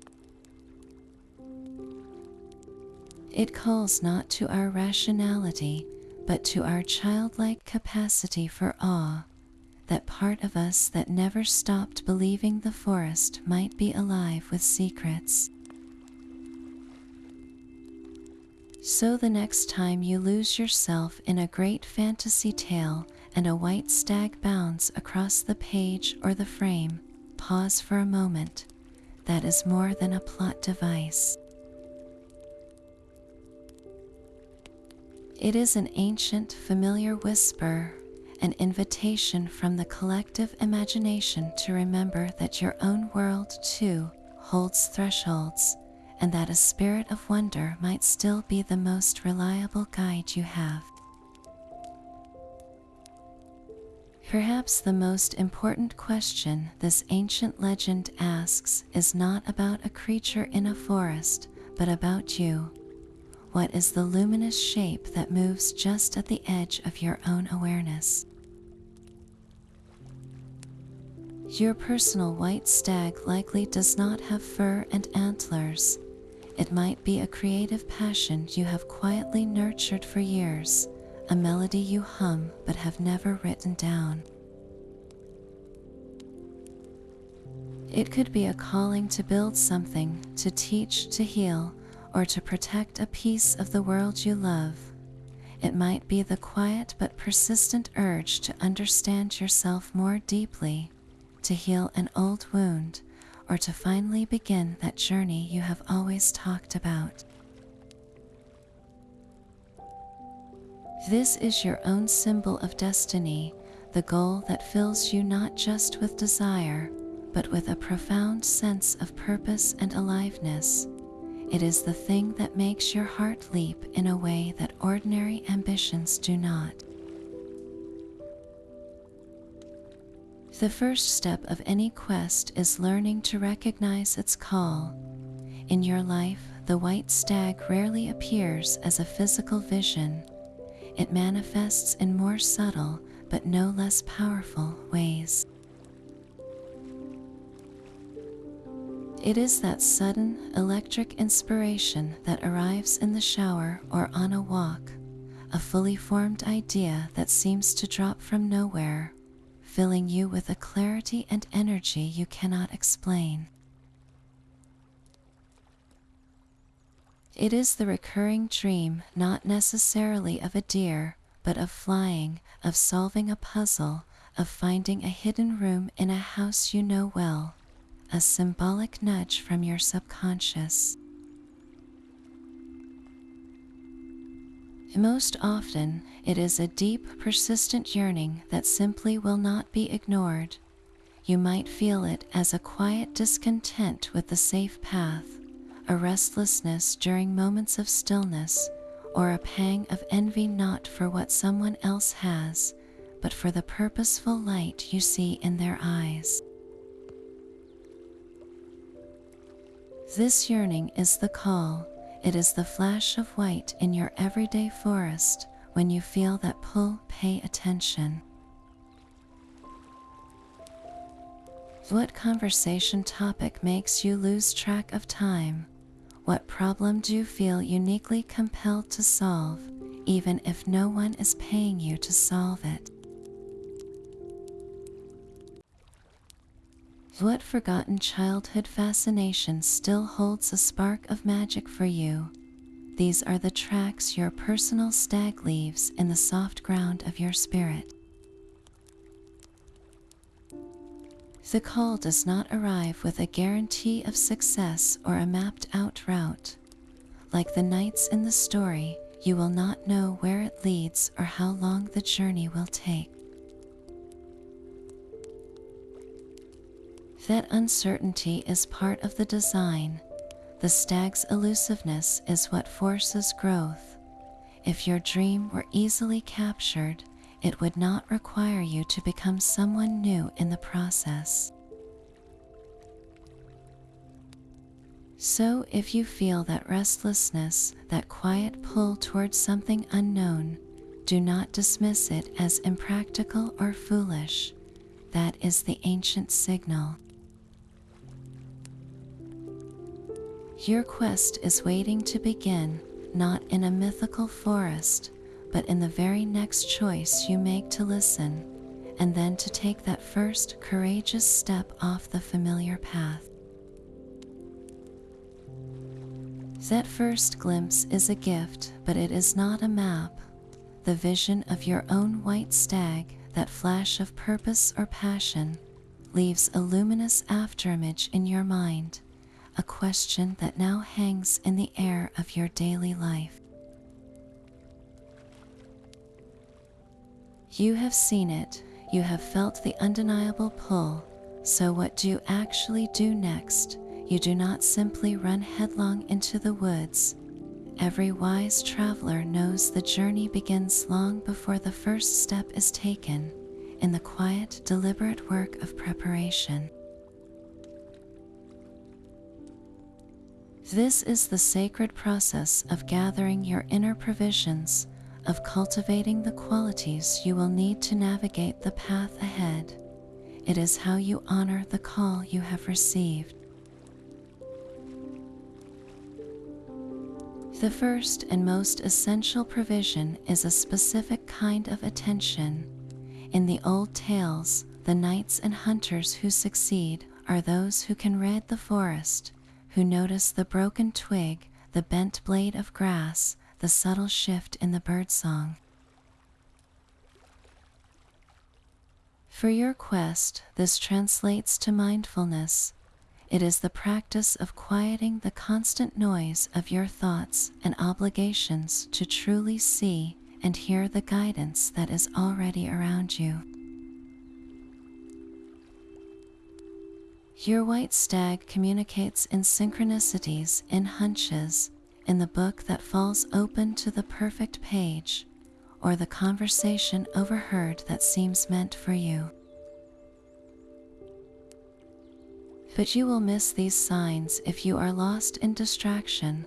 Start simply, spend 10 minutes each day in silence, just observing your breath or the sounds in the room.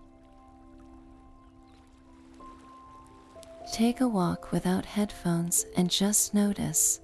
This is not about emptying your mind, but about filling your awareness. You are training yourself to perceive the trail markers your destiny is leaving for you, which are often whispered, not shouted. With that clarity of attention, you will soon see the very first tangible step you need to take. And this is where the next provision must be unpacked: courage. Not the dramatic, sword-wielding courage of legend, but the quiet, gritty courage of beginnings. It is the courage to tell a trusted friend about your dream, making it real with words. It is the courage to sign up for the class, to make the sketch, to draft the first sentence of a plan, or to save the first small amount of money toward your goal. This first step always feels disproportionately large because it is the step that crosses the threshold from the world of dreaming into the world of doing. It is the moment you leave the village gate and face the trees. That action, however small, is a signal to yourself and to the universe. It says, "I am serious. I am answering." Do not wait for the perfect moment or for all your fear to vanish. The courage is in the doing despite the fear, in trusting that the path will become clearer as you walk it. And that understanding leads directly to the third, most challenging provision: patience. The quest is a marathon dressed in the clothing of a sprint. Our modern world conditions us for instant results, but the white stag is an ancient creature that moves to the rhythm of seasons, not seconds. There will be long stretches where progress is invisible. You will study and see no improvement. You will practice and feel no closer to mastery. You will save money and the goal will still seem astronomically far away. This is the dark valley of the journey, and it is where patience becomes your most vital tool. Patience is not passive waiting. It is active trust. It is showing up every day to do the work, even on the days you feel foolish or discouraged, because you understand that growth happens underground in the unseen rooting. It is the quality that allows you to appreciate the journey itself, to find joy in the learning and the process, not just the distant, glittering destination. Your stamina for the long haul is built in these daily, patient efforts. Alongside these inner qualities, you must also gather practical resources, your support network. No hero in any worthwhile story succeeds completely alone. Identify your allies, who in your life believes in you, even when your own belief wavers. These are your modern-day versions of the wise hermit or the loyal companion. Be brave enough to share your vision with them and ask for their encouragement. Your provisions also include knowledge. What skills do you need to learn? What information do you require? Start gathering it now, book by book, course by course, conversation by conversation, and perhaps most importantly, pack a deep reserve of self-belief. This is not arrogant certainty, but a foundational kindness towards yourself. You will make wrong turns, you will have setbacks, Self-belief is the voice that in those moments says, "This is a detour, not a dead end." You are learning, keep going. It is the unwavering sense that you are capable of growth and worthy of the quest you have undertaken. This entire process of preparation, of cultivating mindfulness, courage, and patience, of gathering your support and your knowledge, is not a delay. It is the first and most crucial leg of the journey itself. By doing this work, you are not just getting ready to step into the metaphorical forest, you are already in it. You are clearing the brush from the trailhead, testing the weight of your pack, and learning to trust your own inner compass. When you finally take that first physical step, you will not be a naive wanderer hoping for magic. You will be a prepared traveler, equipped with the sacred provisions of a sincere heart, ready to meet whatever wonders and trials the deeper woods hold for you. The forest has no posted signs or marked trails. When the white stag vanishes, you are left with a profound silence and a choice that feels impossibly large. Do you go left toward the sound of water or right, where the light seems brighter? Your rational mind, trained for the world of villages and roads, immediately begins to argue. It presents a list. The water means a potential food source, but also treacherous banks. The light suggests an opening, but it could be a swamp. It weighs the odds based on old, incomplete maps. This is the voice of logic, and it is loud, clear, and often very convincing. But if you listen past that familiar clamor, there is another signal, a quiet, persistent feeling in the center of your chest or a soft knowing behind your eyes. It does not argue, it simply points. This is your inner compass, your intuition, and in the quest for what is sacred and elusive, it is the only guide that knows the way. Logic speaks the language of safety and probability, forged in the world you left behind. Intuition speaks the language of destiny, tuned to the frequency of the stag itself. Learning to distinguish between these two voices and having the courage to trust the quieter one is the most vital navigation skill you will ever develop. Think of a time you had to make a major decision, perhaps about a relationship or a career move. The logical list of pros and cons was perfectly balanced, leaving you paralyzed. But one path, perhaps the riskier one, felt inexplicably right in your body, a sense of alignment that had no rational justification. That is the whisper. It is not a thought, it is a feeling.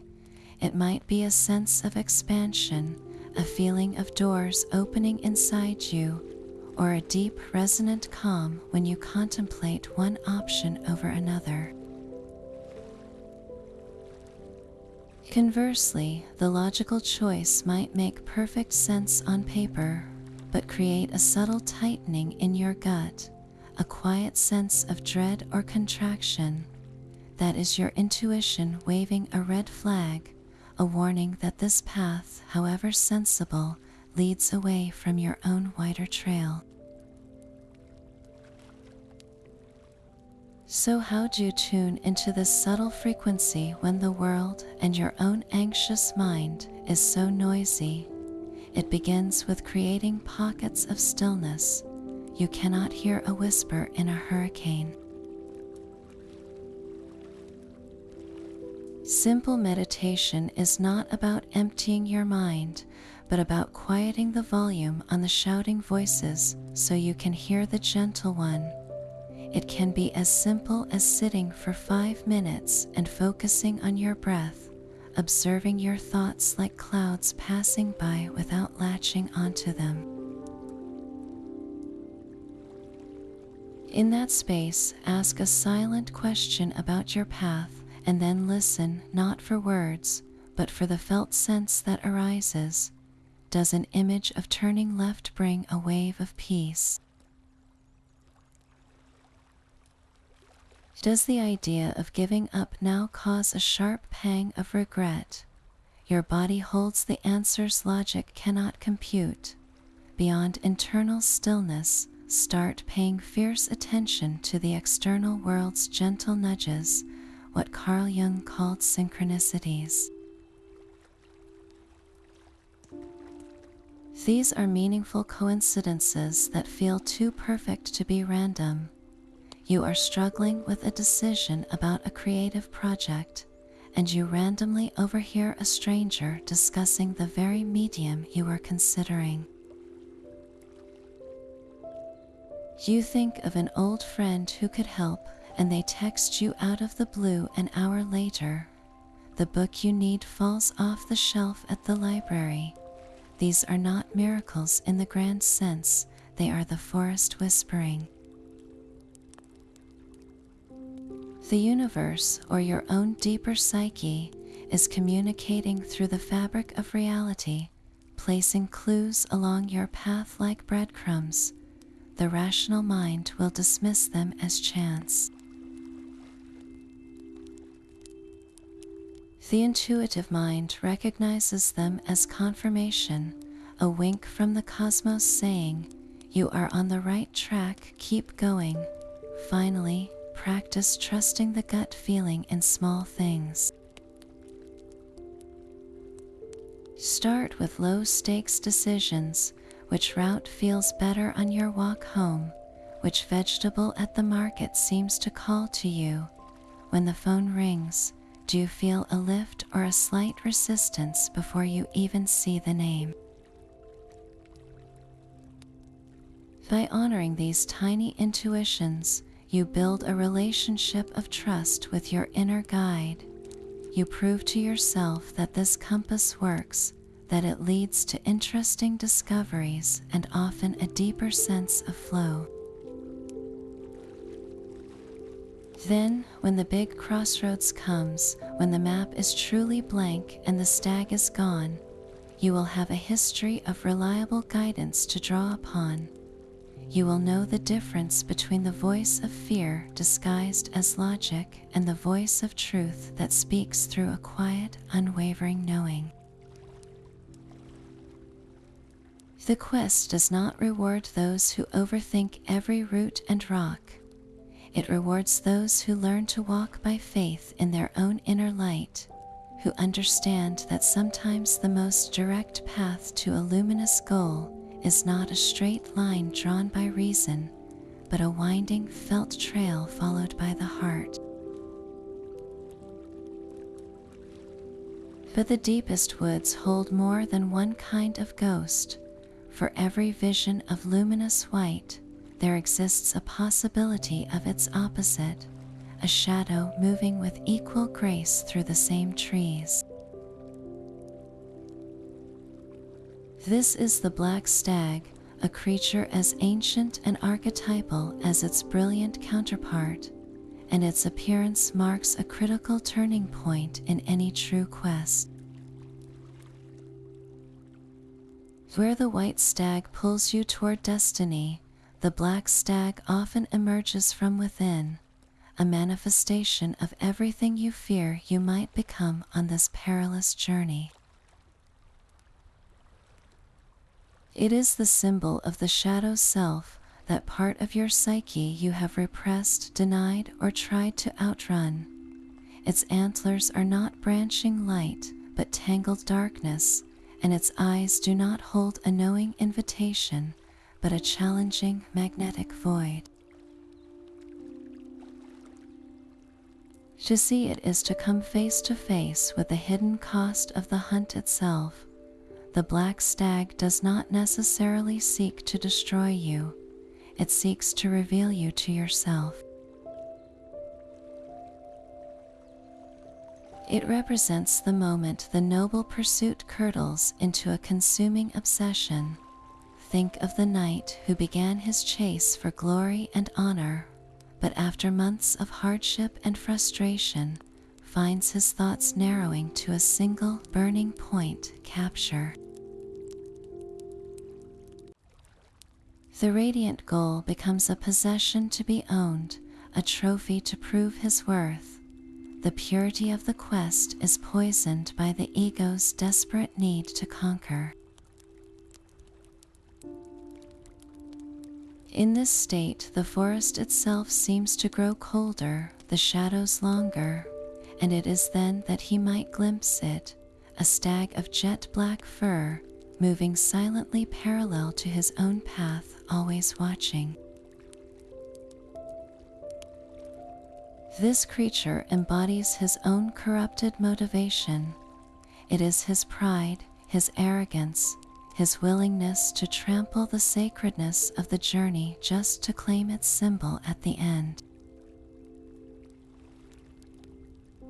In many forgotten folktales, it is the black stag that leads hunters into bottomless bogs or over cliffs, not out of malice, but as a direct reflection of their own inner imbalance. They are not being attacked by the forest, they are being led by their own shadow. Encountering this dark mirror is not a sign of failure, it is a necessary and brutal part of the soul's maturation. The quest cannot be completed by chasing only the light. You must also acknowledge and integrate your own darkness. What fears are driving you? Is it a fear of being ordinary, of being forgotten, of never measuring up? The black stag makes these fears tangible. It might appear when you are on the verge of a breakthrough, triggering self-sabotage. Just as you are about to write the first chapter of your book, a crushing voice of doubt rises, questioning your talent, your right to even try. That voice is the black stag's hoofbeat in your mind, or it might emerge as envy, seeing a colleague's success not as inspiration, but as a personal theft, darkening your own path with bitterness. This shadow creature forces a vital question. Are you pursuing your white stag out of love and calling, or out of lack and a hunger to fill some hidden emptiness? The two pursuits look similar from the outside, but their roots are worlds apart. One grows from a place of abundance and curiosity, the other from scarcity and fear. The black stag ensures you cannot ignore this distinction. To integrate this shadow is not to become dark, but to become whole. It means looking directly at that black form in the clearing and saying, "I see you. You are a part of me. I acknowledge my capacity for obsession, my pride, my fear." By bringing this awareness into the light of your consciousness, you drain the shadow of its hidden power over you. The black stag may not vanish, but it might simply turn and walk back into the trees, its work done. It has forced you to clarify your intent, to purify your motivation. Your pursuit continues, but now you walk with a harder-won humility, your eyes open to both the radiant goal ahead and the dark woods within. The path is no longer just an external trail, but an internal balancing act, a sacred dance between the light you seek and the shadow you carry, both essential to the person you are becoming. Solitude is the forest's first and most profound gift to the seeker. In the heart of that green silence, you are stripped of every title, every role you play for others. There is no audience here, no one to perform for, no one to reassure you that your choices are correct. The only sounds are your own breath, your footsteps on the damp earth, and the endless whispering conversation of the trees. This loneliness can be terrifying. It feels like an emptiness, a vast echoing chamber where your doubts grow loud and your fears take on solid shape. You miss the warmth of a shared fire, the comfort of familiar voices. This ache is real, and it is a necessary part of the alchemy, for it is in this very silence, in this absence of external validation, that your own inner voice finally has space to speak. You cannot hear the subtle guidance of your intuition if you are constantly surrounded by the opinions and expectations of the village. The solitude forces you to consult yourself. It asks, what do you truly want? What do you believe in? Who are you when no one is watching? The answers that arise in this quiet are not always comfortable, but they are always authentic. They are the raw materials of your transformation. In the village, your identity was given to you by your family, your work, your past. Here in the woods, you must forge it anew, from the inside out, with only your own experiences and choices as the hammer and anvil. This is the deep introspection the quest demands, and it cannot happen in a crowd. Yet the oldest stories also hold a vital secret. No hero completes the journey entirely alone. The solitary path does not mean a path of total isolation. Even the most independent knight, wandering the trackless waste, carries with him the memory of Camelot, the code of chivalry taught to him by his mentors, the love of a king who believed in him. These are the invisible companions. In your own life, after you have done the hard work of listening in the silence, you will begin to recognize your fellowship. They are not the people who try to pull you back to the village out of their own fear. They are the rare ones who, when you speak of the white stag you glimpsed, do not laugh or look at you with pity. Their eyes light up with recognition. They may be on a parallel quest of their own, chasing a different but equally luminous vision. They are the mentor who offers a piece of wisdom at just the right moment, not a map, but a tool for reading the stars. They are the friend who listens without judgment when you describe the dark valley of despair, and whose simple faith in you becomes a lifeline when your own faith falters. They are the community of fellow seekers you might find in a book club, a workshop, or an online forum, people who understand the language of longing and the weight of a dream. This fellowship is crucial because it provides a sacred form of reflection. When you share your struggles with someone who truly understands, you hear your own story reflected back, and in that echo, you often find the clarity you were missing. They do not walk the path for you, they simply walk beside it, bearing witness. Their support empowers your individual quest, it does not dilute it. They help you remember the white stag when the fog rolls in, not by telling you which way to go, but by reminding you of the brilliance of your original vision.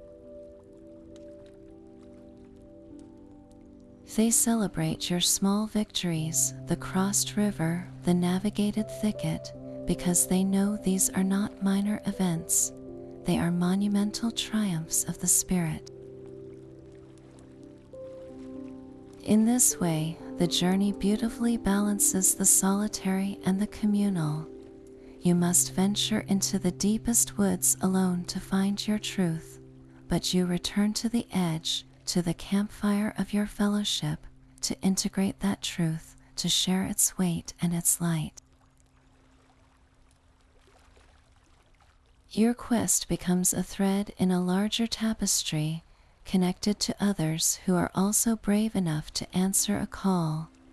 This creates a strength far greater than any one person could muster, a network of light across the darkness, where each solitary seeker is, in fact, part of a silent, sprawling fellowship spanning both time and distance, all following their own version of a radiant guiding form. The language of the forest is not spoken in words, but written in the patterns of the world around you. Every element of your journey, from the grand vistas to the smallest stone underfoot, holds meaning for those who know how to look. This is the art of reading omens, of developing a symbolic literacy for the landscape of your own life. The forest is always speaking, its guidance woven into the fabric of the everyday. A fallen tree across your path is rarely just a random obstacle. In the symbolic language of the quest, it is a direct message, a blockage that demands your attention. It might represent an external barrier, a funding issue for your project, or a closed door in your career. More often, it is an internal one, a limiting belief you have carried for years, a fear of failure that has finally grown large enough to block your way. The fallen tree asks you to pause and assess. Do you have the strength to clear it away, to dismantle that belief piece by piece? Can you find the creativity to climb over it, to see your situation from a higher perspective? Or is the true message to find a new route entirely, to accept that the old path is closed and a more authentic one is waiting to be discovered just through the trees to your left? The nature of the blockage reveals the nature of the required action. A sudden clearing in the woods, a sun-drenched circle of soft grass and wildflowers, is equally significant. This is not a place to rush through. It is a sacred space for rest and integration. In the relentless pursuit of any goal, we often forget to pause and absorb our progress. The clearing is the universe's way of insisting you stop, sit down, breathe, look back at how far you have come. Let the lessons of the recent thickets and rivers settle into your bones. This is where you regain your strength, not just physically, but spiritually. It is a place for deep reflection, for asking yourself if you are still aligned with the original call, or if the pursuit itself has subtly twisted your intent. The clearing offers perspective, a momentary lifting of the canopy, so you can see the sky again and remember the vastness of the world beyond your immediate struggle. To ignore such a place, to march straight through it with your head down, is to reject a vital gift of sustenance on your journey. The creatures and plants you encounter are messengers, each with their own ancient symbolism. A hawk circling high overhead might appear just as you are making a difficult decision, its sharp vision a prompt to look at your situation from a broader, more detached viewpoint. A spider weaving its web by your campsite at dawn could be a reminder to patiently craft the connections your project needs, to attend to the intricate details. Even a specific flower blooming stubbornly through a crack in stone can be a powerful omen of resilience and unexpected beauty emerging from hardship. This is not about superstition, but about pattern recognition and metaphor. Your subconscious mind is a master of this symbolic language, and the external world often reflects its contents. When you continually notice owls after thinking deeply about a hidden truth, or find feathers on your path when praying for comfort, you are witnessing a conversation between your inner and outer worlds.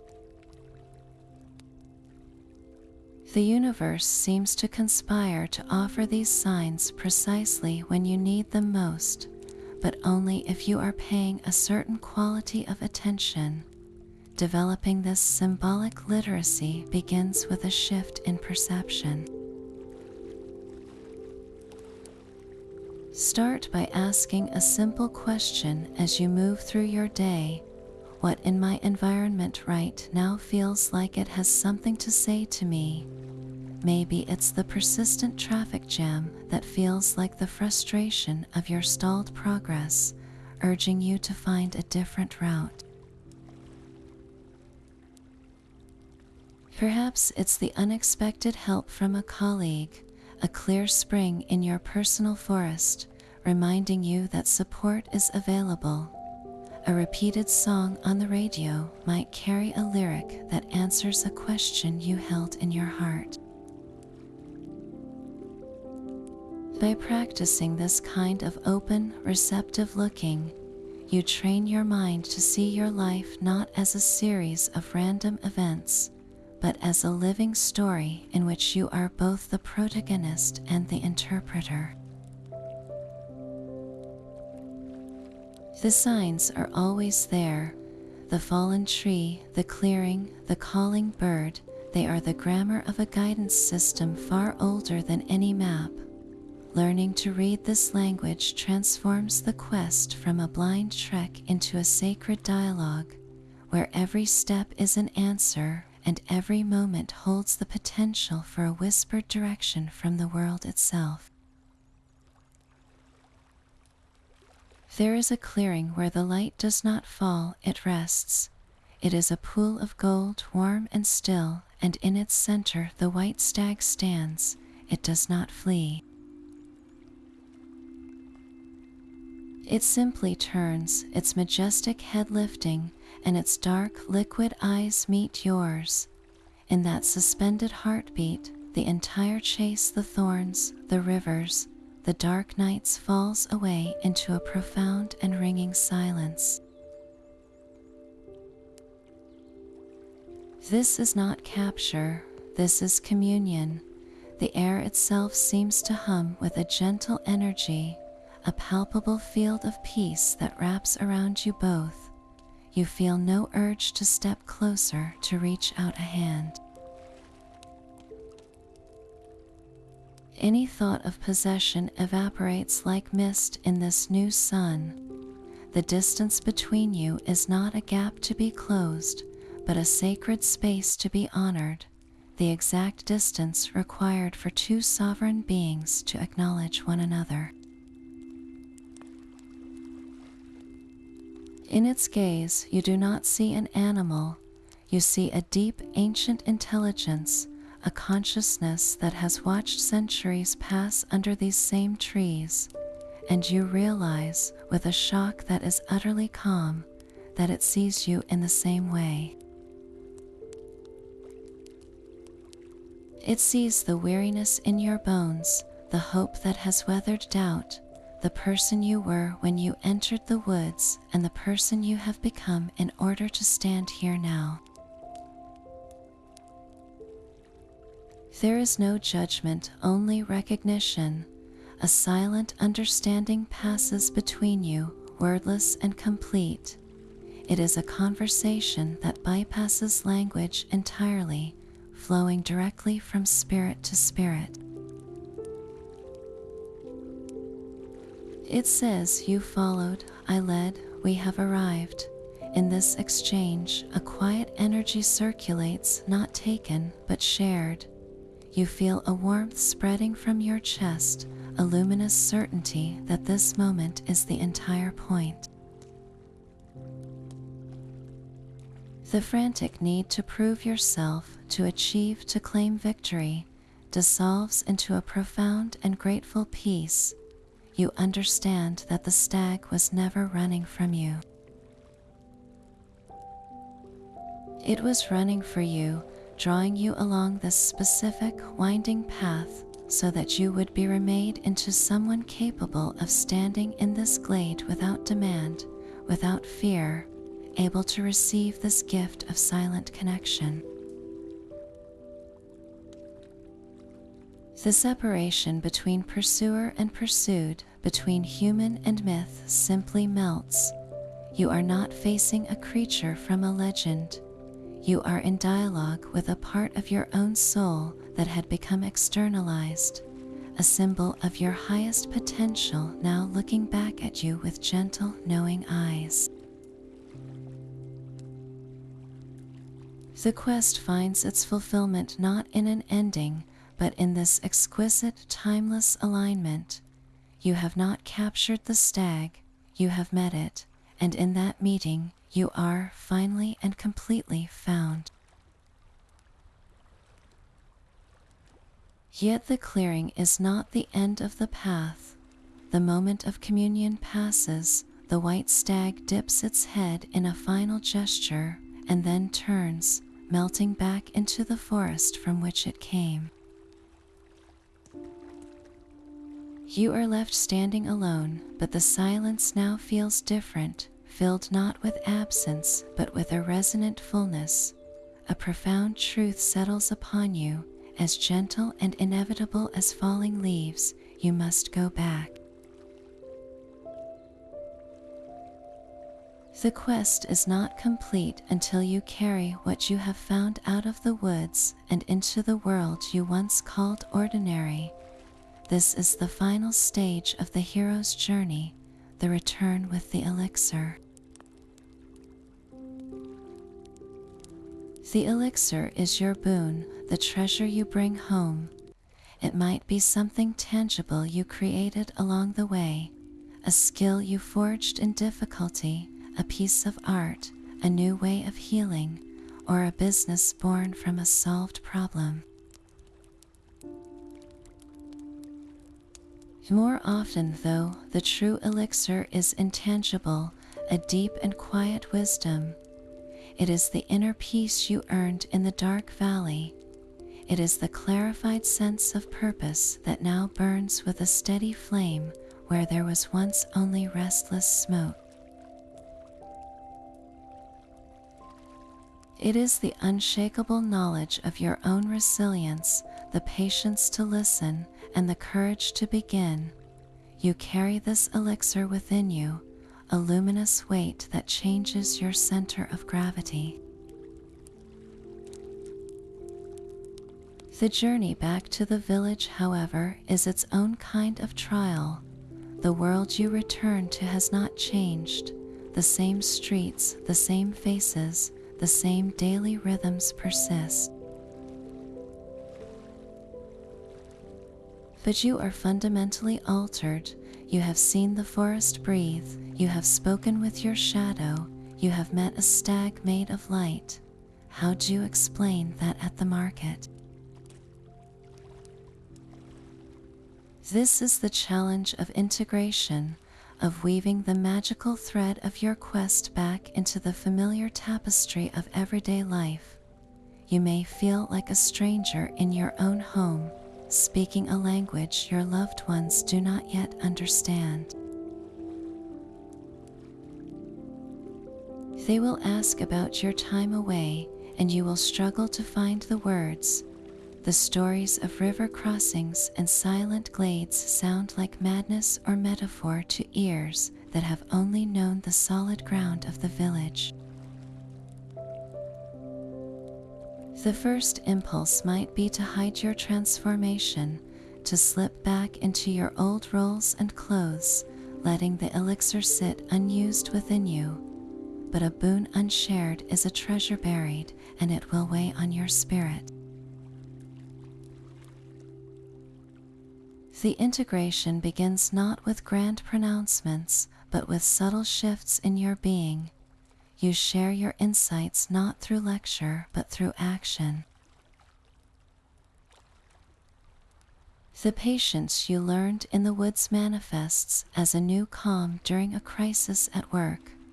The clarity of purpose guides you to say no to projects that drain your spirit and yes to those that align with your core. The courage you forged allows you to speak a difficult truth with kindness, or to defend someone who has no voice. You begin to use your newfound strength not for personal glory, but to benefit your community, your own modern-day version of the kingdom. Perhaps your elixir is a creative gift, and you start a workshop to teach others. Maybe it is a vision for healing, and you volunteer your time. Or it could simply be the radiant, steady presence you now carry, which becomes a quiet sanctuary for others who are weary or lost. Your very existence becomes a living bridge between the magical and the mundane, proof that the two worlds can and do touch. This is how the legend continues, not in a single dramatic capture, but in the daily, humble work of integration. You are the living elixir. The village may not name it as such, but they will feel its effect in the projects that get completed with more grace, in the conflicts that resolve with more wisdom, in the simple, renewed sense of hope that seems to emanate from your corner of the world.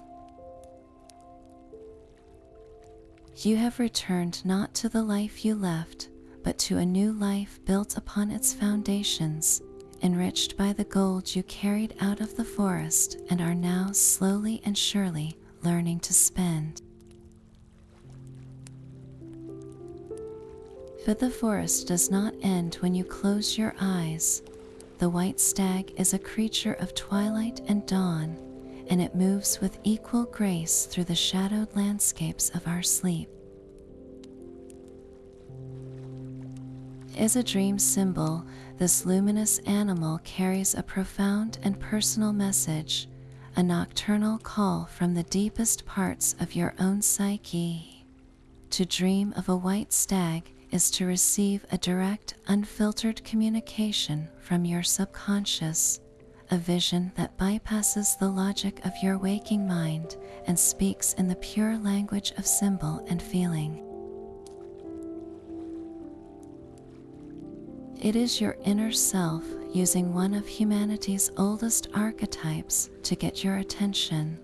So what might it mean when this ghostly guide visits your dreams? Often, it is a clear summons to begin an inner quest. Your waking life may feel stagnant or routine, but beneath the surface, your spirit is restless, ready for growth. The dream stag appears as a herald of that readiness. It is a nudge to start paying attention to the longings you have been ignoring, to the creative project gathering dust, or to the need for a deeper spiritual practice. It says the path exists even if you cannot see it in the daylight yet. The stag can also be a specific messenger about your spiritual path.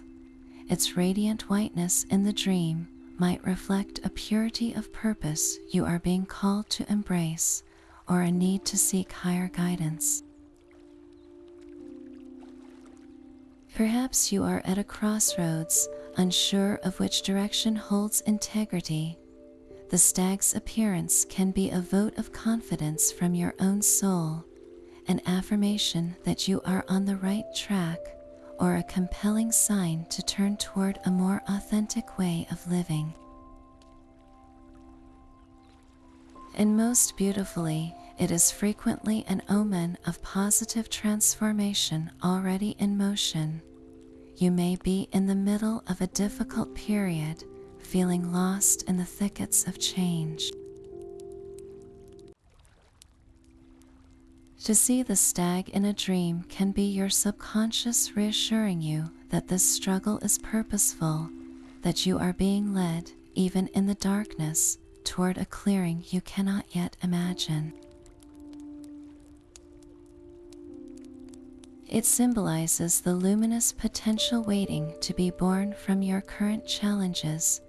So how do you answer this nocturnal call?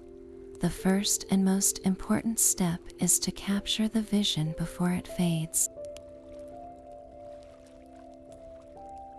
Keep a dream journal by your bed. Upon waking, before you even sit up, write down everything you can remember. Do not edit or analyze, just record. What was the stag doing? Was it running, standing still, watching you, or leading you somewhere? Note the setting, the colors, the quality of the light in the dream. Most crucially, write down how it made you feel. Were you awestruck, peaceful, excited, or perhaps a little afraid? The emotion is the key to the symbol's personal meaning for you. Then carry that feeling with you into your day. Find a quiet moment to close your eyes and revisit the dream in meditation. Do not force an interpretation. Simply sit with the image of the stag and the feeling it evoked. Ask gentle, open-ended questions. What in my waking life feels like this dream? What path am I being nudged to explore? What part of me is as pure, strong, or elusive as this white stag? The answers may not come as words, but as sudden insights, memories, or a renewed sense of courage to take a small step you have been postponing. Finally, consider the stag as a personal guide for your waking quest. If it was leading you in the dream, where was it going? Toward a mountain, a body of water, a light. These are powerful symbols. A mountain might represent a goal requiring perseverance. Water often symbolizes emotion or the unconscious. Light is clarity or revelation. Let these dream directions inform your real-world actions. Maybe your mountain is finally writing that book, and the stag is telling you to take the first step today by outlining a chapter. Perhaps the water is a need to explore your feelings through therapy or art. Your dream has handed you a map written in the language of your own soul. Your task is to learn to read it. The white stag in your sleep is a gift of incredible intimacy. It is not a distant legend, but a living part of your inner world, appearing in the private theater of your mind to remind you that the most important quests are not out there in a mythical forest, but in here, in the vast and mysterious landscape of your own becoming, waiting for you to follow. The legend's power lies in its simplicity and its depth, a paradox that has allowed it to cross oceans and centuries without losing its essential magic. It endures because it is not merely a story about a magical animal, it is a story about the architecture of the human heart. At its core, the white stag gives form to our most fundamental and shared yearnings. We all, in some quiet chamber of our spirit, long for a sign that our lives are more than a random series of events, that there is a thread of meaning woven through our days, waiting to be followed. The sudden, breathtaking appearance of the stag answers that ache. It is the universe whispering, yes, there is more, and it is meant for you. This promise of purpose is a flame that no amount of modern cynicism has been able to fully extinguish. The legend also gives us a language for our fear. The unknown is terrifying. To leave the safety of the village, to step into the dark woods of a new career, a healing journey, or a leap of faith, is to feel a primal vulnerability. The white stag does not eliminate that fear. It strides directly into the heart of it, becoming a luminous companion within the terrifying unknown. Its very presence validates the journey, assuring us that the path, however shadowed, is sacred. It transforms blind terror into a kind of awe, reminding us that the most profound growth always happens at the edge of our comfort, in the territory just beyond the last familiar landmark. Furthermore, the myth nurtures a belief that feels instinctual, that we are not navigating this complex life entirely alone. Whether we frame it as intuition, synchronicity, divine guidance, or the wisdom of the subconscious, the idea of a benevolent force offering clues is a profound comfort. The white stag is that guidance made visible, a silent, intelligent presence that knows the way even when we are utterly lost. It models a relationship with the world that is based on trust and attention rather than control, teaching us to look for the broken twig, the shifted stone, the feeling in our gut that says turn here. In an age of overwhelming noise and data, this call to a quieter, more receptive way of knowing is more relevant than ever. Ultimately, the story persists because it is a perfect mirror for the soul's own journey of transformation. We are all, from our first breath to our last, in a state of becoming. The stag's eternal elusiveness mirrors our own endless potential, the sense that we are never quite finished, that a better, wiser, more integrated self is always possible, always just ahead. The quest provides a template, a mythic map for this inner adventure. It shows us that trials are not punishments, but initiations, that getting lost is part of finding your true direction. That the goal is not to capture some static trophy, but to be fundamentally remade by the pursuit itself. This is why we keep telling the story around digital campfires and in quiet bedrooms. It offers a durable kind of hope, one that is honest about the darkness of the woods but steadfast in its promise of a guiding light. It wraps our personal struggles in the grandeur of an ancient pattern, making our small braveries part of an epic human tradition. The White Stag endures because it is, quite simply, one of the truest stories we have ever told about what it means to be alive, to yearn, to seek, and to continually become in a world brimming with invisible trails. And so, dear seekers, as our journey through the legend of the White Stag draws to a close, remember this: the stag is always there. It waits in the deep woods of possibility, in the quiet moment before a decision, in the space between a dream and waking action. It is not a relic of a forgotten past, but a living symbol breathing in the rhythm of your own becoming.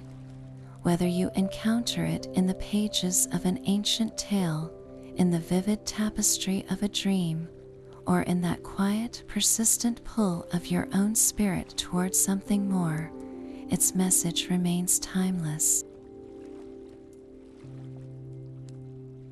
It reminds us that a life of meaning is not a destination we arrive at, but a beautiful, endless quest we choose again and again to embark upon. It is the courage to listen to the call, the patience to endure the thickets, and the humility to be transformed by the path itself. Thank you for wandering this mythic path with me, for lending your imagination to these ancient woods and timeless trials. As you drift into sleep tonight, may the landscapes of your slumber be gentle, and may your own white stag appear, not as a distant phantom, but as a familiar guide, lighting the way toward your next awakening. Sweet dreams, fellow traveler. I will see you on the next adventure into myth.